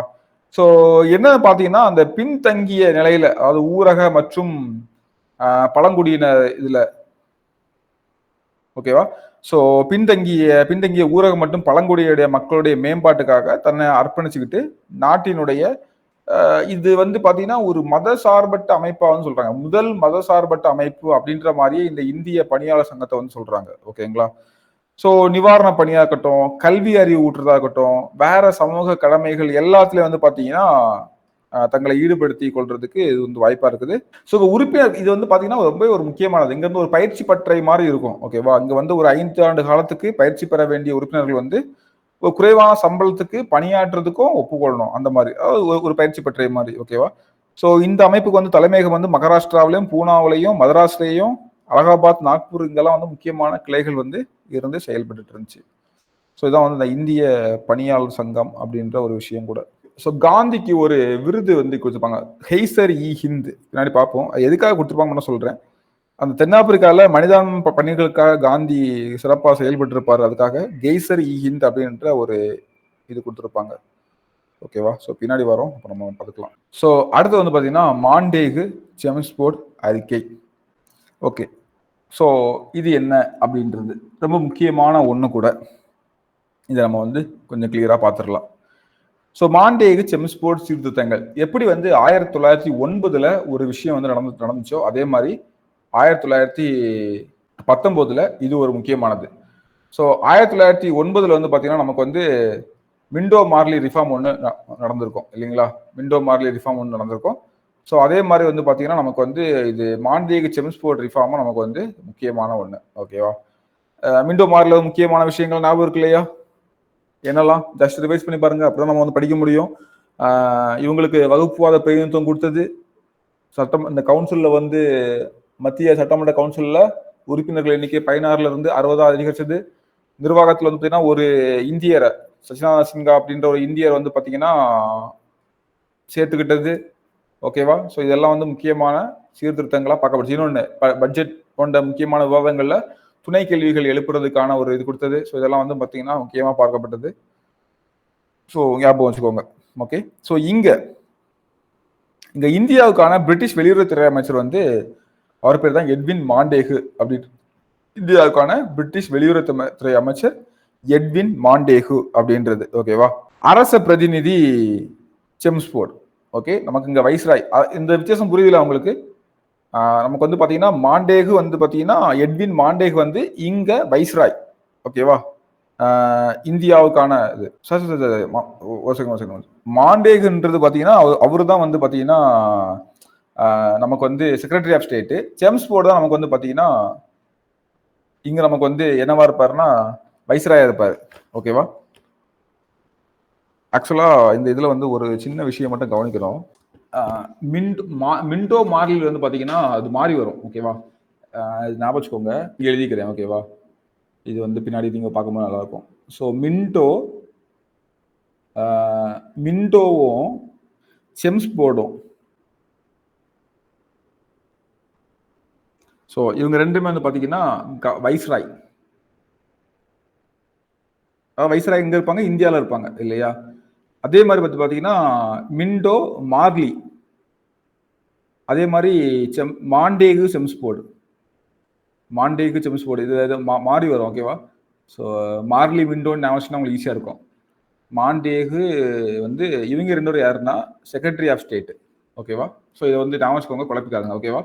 ஸோ மிண்டோ வந்து நமக்கு இங்கே வைஸ்ராயி, செம்ஸ்போர்டும் நமக்கு வந்து வைஸ்ராயி. ஓகேவா? அப்போ மாண்டேகு செம்ஸ்போர்ட்ல மாண்டேகு வந்து செக்ரட்டரி ஆஃப் ஸ்டேட், செம்ஸ்போர்ட் வந்து நமக்கு இங்க இந்தியாவுடைய வைஸ்ராயா இருந்தவர். ஓகே, மிண்டோ மார்லில, ஸோ அப்போ மார்லி மிண்டோலையும் நான் வச்சுக்கோங்க. ஓகேவா? அப்போ Morley Minto, Montagu Chelmsford. So மான்னு வர ரெண்டுமே வந்து செக்ரட்டரி ஆஃப் ஸ்டேட். ஓகேவா? கன்ஃபியூஸ் ஆகாது, நான் வச்சுக்கோங்க. அது கொஞ்சம் வருஷம் தான் எனக்கு கன்ஃபியூஸ் ஆயிடுச்சு. ஸோ இந்த மாண்டேகு அவர் வந்து பாத்தீங்கன்னா வெளியுறவுத்துறை அமைச்சர் மாதிரி. ஓகேவா? நமக்கு வந்து செக்ரட்டரி ஆஃப் ஸ்டேட், அங்க நமக்கான பிரிட்டிஷ் பார்லிமெண்ட்ல இருக்கக்கூடிய ஒரு பிரதிநிதி. ஓகேவா? ஸோ நமக்குன்றது பிரிட்டிஷ் இந்தியாவுக்கு சொல்றேன். ஸோ இவங்க இருக்காங்க, இவங்க தான் இப்போ வந்து இந்தியாவுடைய தலைமை அப்படின்ற மாதிரி இவங்க வந்து நிறைய சீர்திருத்தங்களை கொண்டு வராங்க. இதை வந்து 1919 இந்திய கவுன்சில் சட்டம், மாண்டேகு அறிக்கைனால இதுதான், மாண்டேகு செம்ஸ்போர்ட் சீர்திருத்தனால இதுதான், இந்திய கவுன்சில் சட்டம்னால இதுதான். ஓகேவா? ஸோ எல்லாமே ஒண்ணுதான். ஓகேவா? ஸோ என்ன சொல்றாங்க அப்படின்னா, மாகாண சட்டப்பேரவைகளுக்கு பெரும்பான்மைகளை வந்து பாத்தீங்கன்னா விரிவுபடுத்த, தேர்ந்தெடுக்கப்பட்டவர்கள் கூட விரிவுபடுத்துறதுக்காக சட்டம் வந்து சொல்லுது. இதுக்கு முன்னாடி தேர்ந்தெடுக்கப்பட்டவர்கள் கம்மி, நாமினேட்டும் அதிகம். எப்போ? 1909 மிண்டோ மார்லில. இங்க தேர்ந்தெடுக்கப்பட்டவர்களுக்கு கொஞ்சம் அதிக முக்கியத்துவம் கொடுக்குறாங்க. ஓகேவா? ஸோ அதுக்கு வந்து வழிவகை கொடுக்குது. இரட்டை ஆட்சி அப்படின்ற விஷயத்த வந்து கொண்டு வராங்க. கொண்டு வந்துட்டு பாத்தீங்கன்னா நமக்கு மாகாண அரசுகளுக்கு நிர்வாகத்துல அதிக பங்கு வந்து கொடுக்குறாங்க. ஓகேவா? ஸோ மாகாணத்துல நிர்வாகத்துல வந்து பாத்தீங்கன்னா அதிக பங்கு வந்து கொடுக்குறாங்க. ஸோ இதுல வந்து பாத்தீங்கன்னா சென்ட்ரலுக்கு தனியா, ஸ்டேட் தனியா வந்து பாத்தீங்கன்னா இதை வந்து பிரிச்சு கொடுக்குறாங்க. சென்ட்ரல் மத்திய சட்டமன்றம் வந்து இதெல்லாம் பார்த்துக்கோ, மாநில சட்டமன்றம் இதெல்லாம் பார்த்துக்கோன்னு சொல்றாங்க. அதையுமே அதுக்கப்புறம் ரெண்டா வந்து பிரிப்பாங்க. ஓகேவா? ஒன்னு வந்து ஒதுக்கப்பட்ட துறைகள், ஒன்னு வந்து மாற்றப்பட்ட துறைகள் அப்படின்னு பிரிப்பாங்க. நான் இதுக்கு வரேன். அதுக்கு முன்னாடி இரட்டை ஆட்சியில வந்து மாகாண துறைகள் ஆல்ரெடி வந்து பாத்தீங்கன்னா நமக்கு மாகாணத்துக்கும் சென்ட்ரலுக்கும் வந்து சில இதெல்லாம் வந்து சென்ட்ரல் பார்த்துக்கோ, இதெல்லாம் ஸ்டேட் பார்த்துக்கோ அப்படின்னு சொல்லிட்டு தன்னாட்சி மாதிரி கொடுக்குறாங்க. அதாவது மாகாணத்துல சுயாட்சி மாதிரி கொடுக்குறாங்க. கொடுக்கப்பட்டது போக மாகாணத்துல வந்து ஒதுக்கப்பட்ட துறைகள், மாற்றப்பட்ட துறைகள் அப்படின்னு சொல்லி கொடுக்குறாங்க. ஒதுக்கப்பட்ட துறைகள் வந்து பாத்தீங்கன்னா நிர்வாக குழு மூலம் நமக்கு வந்து நிர்வகிக்கப்பட்டிருக்கும். ஓகேவா? மாற்றப்பட்ட துறை வந்து பாத்தீங்கன்னா நமக்கு வந்து அமைச்சரவை உதவியும் கூட நமக்கு வந்து நிர்வகிக்கப்பட்டிருக்கும். ஓகேவா? ஸோ மாற்றப்பட்ட அமைச்சரவை தான் அடிக்கடி மாற்றிட்டு இருப்பாங்க அப்படின்ற மாதிரி ஒரு ஹிண்ட் வச்சு வச்சுக்கோங்க. அப்போ மாற்றப்பட்ட துறைகள் வந்து அமைச்சரவை உதவி கூட கொடுத்துருப்பாங்க. அமைச்சரவை, ஆளுநர் இவங்க சேர்ந்த அந்த குரூப் வந்து பண்றது. ஆளுநர் தான் இப்போ சிஎம் மாதிரி கிட்டத்தட்ட. ஓகேவா? ஸோ நமக்கு வந்து ஒதுக்கப்பட்ட துறைகள் வந்து நிர்வாக குழு மூலம், ஓகேவா, அவங்க மூலமா பண்ணிருக்குவாங்க. ஓகேவா? Reserve subject and transfer subject அப்படின்னு சொல்லுவாங்க. ஓகே, அப்ப மாகாணத்துல இந்த இரட்டை ஆட்சி வந்து அறிமுகப்படுத்துறாங்க.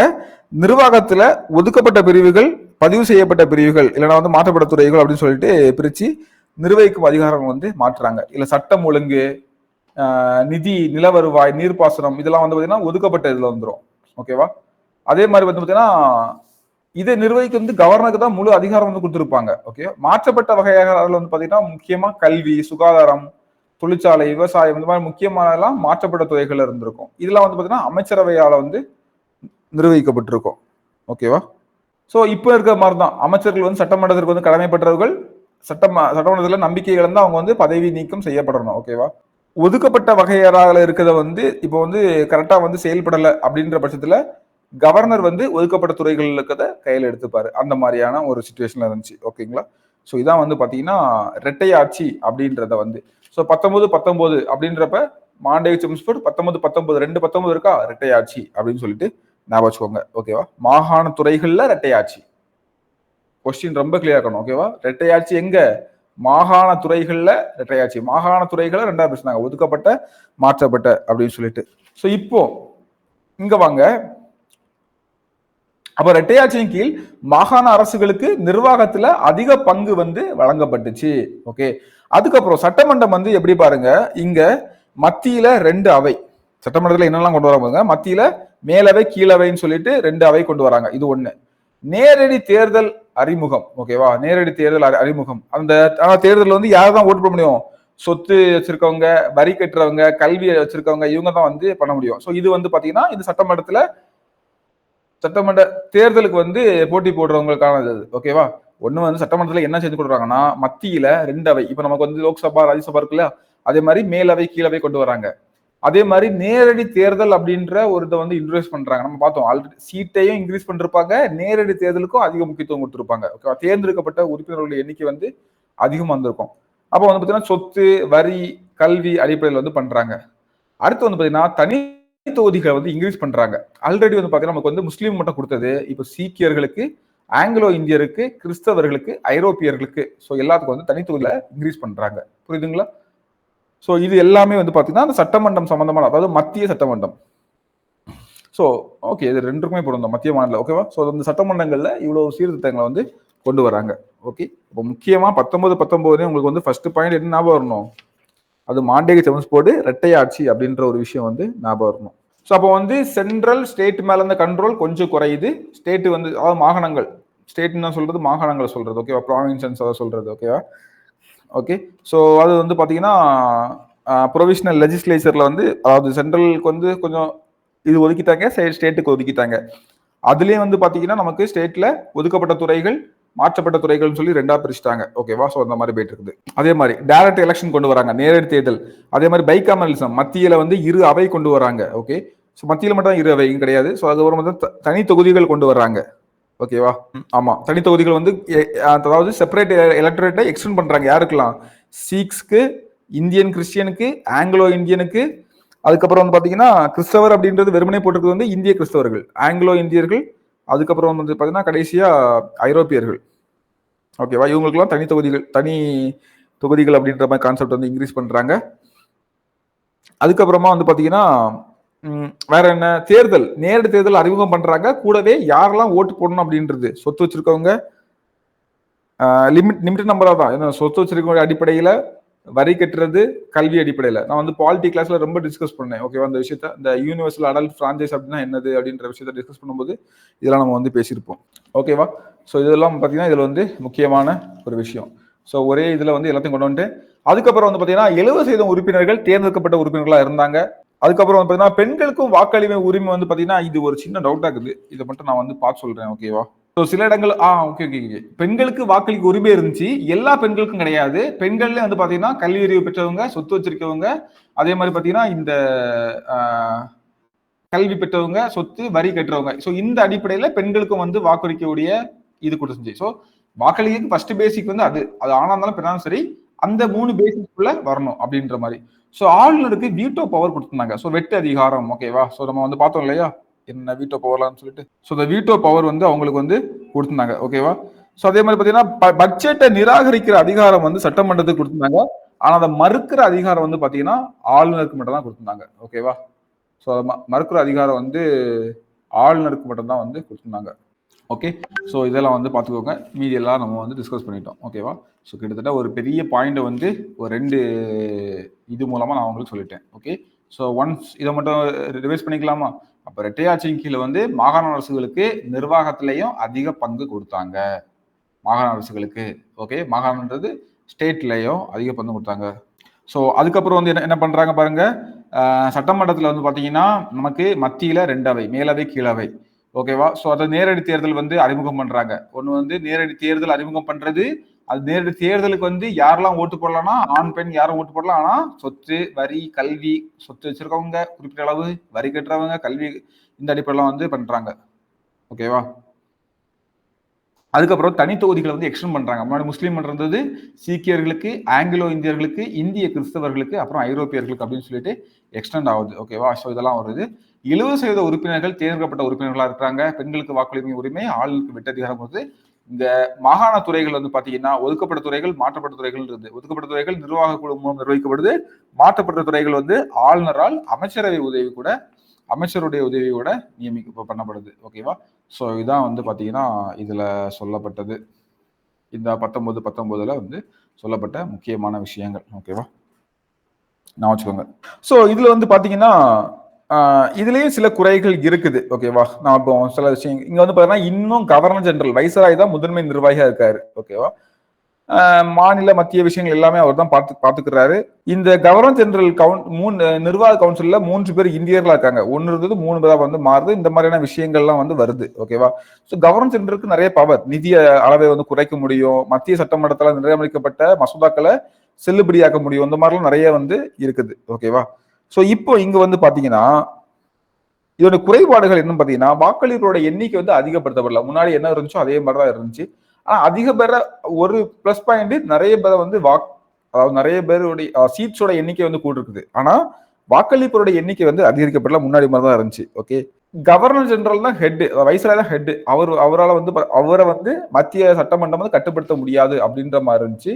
அதே மாதிரி மத்தியில் அந்த அதிகார பங்கீடு வந்து கொஞ்சம் திருப்தியா இல்லாத, அதாவது என்னன்னா மாநிலங்கள்ல எவ்வளவு முக்கியத்துவம் வந்து கொடுக்கப்படுதோ அதே தான் இப்போ வந்து பம்பாய் மாகாணத்துல எந்த அளவுக்கு அதை பொறுத்தான் வந்து அங்க அந்த மாதிரியான ஒரு சின்ன இது இருந்துச்சு. ஸோ அது ஒரு நெகட்டிவா பார்க்கப்படுது. அதே மாதிரி இந்த இரட்டை ஆட்சி முறை நல்லதா கெட்டதா பாத்தீங்கன்னா சில விதத்துல நல்லதா இருந்தாலும் சில விதத்துல கெட்டதாகவும் அமைஞ்சிச்சு. ஓகேவா? ஸோ சில விஷயங்களை நிறைவேற்ற முடியாத மாதிரி போயிட்டு போனது, எஃபிஷியன்சி இல்லாமல் போனது. ஓகேவா? அந்த மாதிரியான சில விஷயங்கள்லாம் வந்து இருந்துச்சு. எல்லாமே நிதி ஒதுக்குறதுல ஒரு பாரபட்சம், அந்த மாதிரியான நிறைய விஷயங்கள் வந்து இருந்துச்சு. ஏன்னா ஒண்ணு வந்து நிர்வாக குழு கண்ட்ரோல் இருந்தனால அந்த மாதிரியான ஒரு பாரபட்சமும் நமக்கு இருந்துச்சு. ஓகேவா? ஸோ இந்த மாதிரியான சில சில குறைகள் இருந்தாலும் ஓகே, கம்பேரிட்டிவ்லி ஒரு நல்ல ஒரு இதுதான் கொடுத்துருக்காங்கன்ற மாதிரியான ஒரு முடிவுக்கு தான் வரணும் அப்படின்ற மாதிரி இருந்துச்சு. ஓகேவா? ஸோ இதுக்கிடையில வந்து பாத்தீங்கன்னா நமக்கு வந்து இந்த காங்கிரஸனுடைய அறிக்கை, இந்த மாண்டேக செம்ஸ்போர்ட் சீர்திருத்த சட்டம் வந்து ஏமாற்ற அளிக்கிற மாதிரி தான் இருக்குது அப்படின்னு சொல்லிட்டு 1918 பம்பாயில கூடிய காங்கிரஸ் வந்து அறிவிக்குது. இதனால சுயராஜ்யம் வேண்டும் அப்படின்னு சொல்லிட்டு நீங்க வந்து இதுல வந்து நிறைய விஷயங்கள் பண்ணுவீங்க எதிர்பார்த்தோம், ஆனா ஒண்ணுமே பண்ணல, ஏதோ கொஞ்சம் கொஞ்சம் பண்றீங்கன்னு சொல்லிட்டு சுயராஜ்யம் வேணும் அப்படின்ற ஒரு கருத்தை வந்து வலியுறுத்துறாங்க. ஓகேவா? சோ என்னது அப்ப மாண்டேக் செம்ஸ்போர்டுக்கு காங்கிரஸும் சப்போர்ட் பண்ணிதான் கேட்டா இல்ல, அது ஏமாற்றம் அளிக்கும் விதமா தான் இருந்துச்சு அப்படின்னு சொல்றாங்க. சோ இதுக்காக என்ன பண்றாங்கன்னா 1919 இந்த இந்திய கவுன்சில் சட்டம், அதாவது அந்த மாண்டேக செம்ஸ்போர்ட் சீர்திருத்தம், அதே மாதிரி பாத்தீங்கன்னா ரவுலட் சட்டம் அப்படின்ற சட்டமும் வந்து ஏற்றப்படுது. ஓகேவா?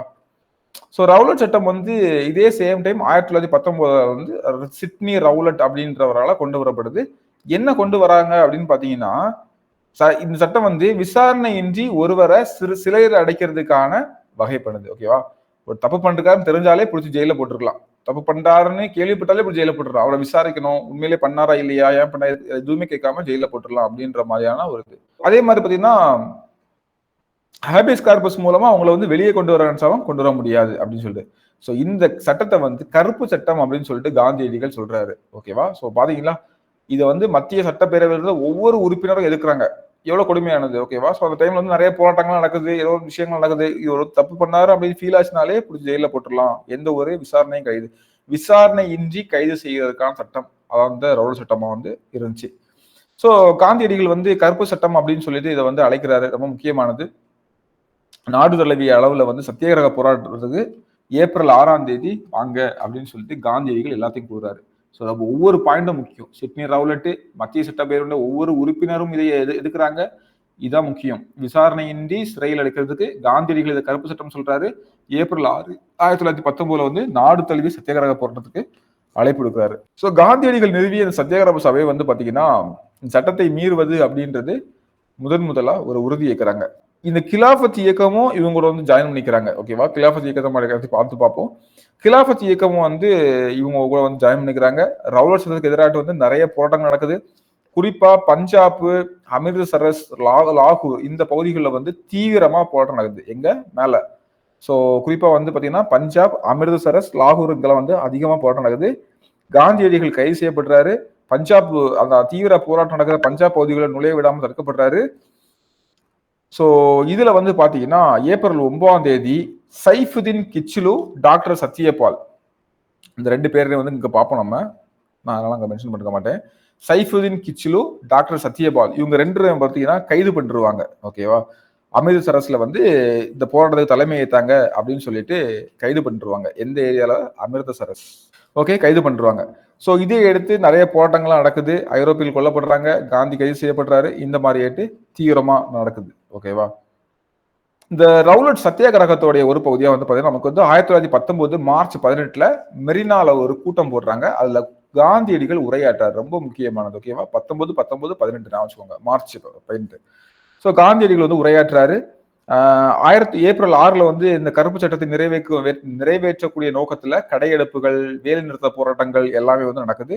தமிழ்நாட்டுடைய பல பகுதிகளில் எதிர்ப்பு ஆர்ப்பாட்டங்கள் எல்லாமே நடக்குது. ஓகேவா? சென்னை நகர்ல வந்து பாத்தீங்கன்னா சென்னைன்றது மெட்ராஸ் நகர்ல வந்து தான் பல இடங்கள்ல ஊர்வலங்கள் தொடங்கி எல்லாருமே கிளம்பி போய் கிட்டத்தட்ட ஜல்லிக்கட்டு போராட்டம் மாதிரி மெரினா கடற்கரையில போய் ஒன்று சேர்றாங்க. பெரும் மக்கள் கூட்டமாக மாறுது. உண்ணாவிரத பிரார்த்தனைகள் மேற்கொள்ளப்படுது. ஓகே, சத்தியாகிரக சபை, சென்னை சத்தியாகிரக சபை அப்படின்ற அமைப்பும் ஒண்ணு வந்து நிறுவப்படுது. முக்கியமானது. ஓகேவா? சென்னை சத்தியாகிரக சபை அப்படின்ற ஒரு அமைப்பும் வந்து நிறுவப்படுது. ராஜாஜி, கஸ்தூரி ரங்கர், எஸ் மூர்த்தி, ஜார்ஜ் ஜோசப் இவரை பற்றிலாம் பின்னாடி பார்ப்போம். ஓகேவா? ராஜாஜி பார்ப்போம். அதே மாதிரி சத்தியமூர்த்தி யாருன்னு பார்ப்போம். ஜார்ஜ் ஜோசப் எல்லாம் யூனிட் 8ல, அதாவது இப்போ யூனிட் 6 நம்ம அந்த இதுல பார்க்கலாம், தமிழ்நாடு பற்றி பார்க்கும்போது. ஓகேவா? ஸோ இங்க முக்கியமான எல்லாருமே வஉசி உட்பட, திருவிக்கா உட்பட, பிபி வாடியா எல்லாருமே வந்து இதுல வந்து கலந்து கொள்றாங்க. நிறைய கூட்டங்கள் போடுறாங்க. தமிழ்நாடு எப்பவுமே ஒரு ஸ்பெஷல் பிளேஸ்ங்க. வரலாற்றுலயும் சரி, இந்திய விடுதலை போராட்டத்திலும் சரி, எல்லாத்துலயும் வந்து பாத்தீங்கன்னா, ஆனா வந்து எதுலையுமே இன்னைக்கு வர ஒரு எக்ஸாம்பிளா இல்ல வந்து எக்ஸாம்பிளா ஏற்றுக்க மாட்டேங்கிறாங்க அப்படின்றது மாதிரியான ஒரு இடத்துலயே உட்காந்துட்டு இருக்குது. ஸோ நம்மளுடைய கொள்கைகள் எல்லாமே வந்து முரண்பட்டதா, அவங்களுக்கு முரண்பட்டதா இருக்குது. ஓகேவா? ஸோ ஸ்டில் இஸ் பெஸ்ட் கொள்கைகள் அப்படின்ற மாதிரி எதையுமே தீவிரமா செய்யக்கூடிய, எதையுமே இறங்கி பண்ண அந்த மாதிரியான ஒரு இது கொண்டவர்கள். ஓகேவா? பொதுவாகவே தென்னிந்தியர்கள், குறிப்பா தமிழர்கள் நான் எப்பவுமே சொல்லுவேன். ஓகே, வரலாறு நமக்கு திரும்ப திரும்ப அதுதான் உணர்த்திட்டே இருக்குது. ஓகேவா? ஸோ இந்த அப்போ இதுல 3 பாயிண்ட் ஞாபகம் வைக்கணும்னா, மெரினா கூட்டத்துல காந்தி உரையாற்றாரு 1919 மார்ச் 18. அதுக்கப்புறம் வந்துச்சுன்னா 1919 ஏப்ரல் 6 இந்த கருப்பு சட்டம் அப்படின்றது ரவுலட் சட்டம் தான். கருப்பு சட்டம். ரவுலட் சட்டத்தை எதிர்ப்பு கடையெடுப்பு வேலை நிறுத்தங்கள்லாம் வருது. சென்னை சத்தியாகிரக சபை அப்படின்ற ஒரு அமைப்பு வந்து நிறுவப்படுது. ஓகேவா? ஸோ இந்த மாதிரி போகுது.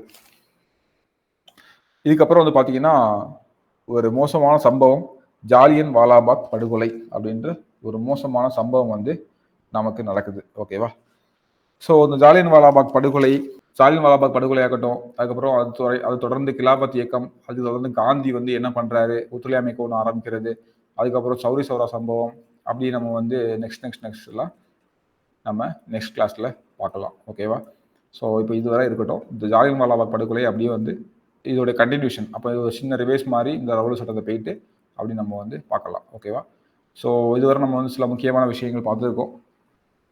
இந்திய தேசிய காங்கிரஸ் ஆரம்பித்து அது ஒரு கிளாஸ் போச்சு. அதுக்கப்புறம் அந்த மிதவாதிகளுடைய எதிர்ப்பு, அதிலிருந்து தீவிரவாதிகள் விஷயங்கள்லேருந்து ஆரம்பித்து நமக்கு முக்கியமாக 1905.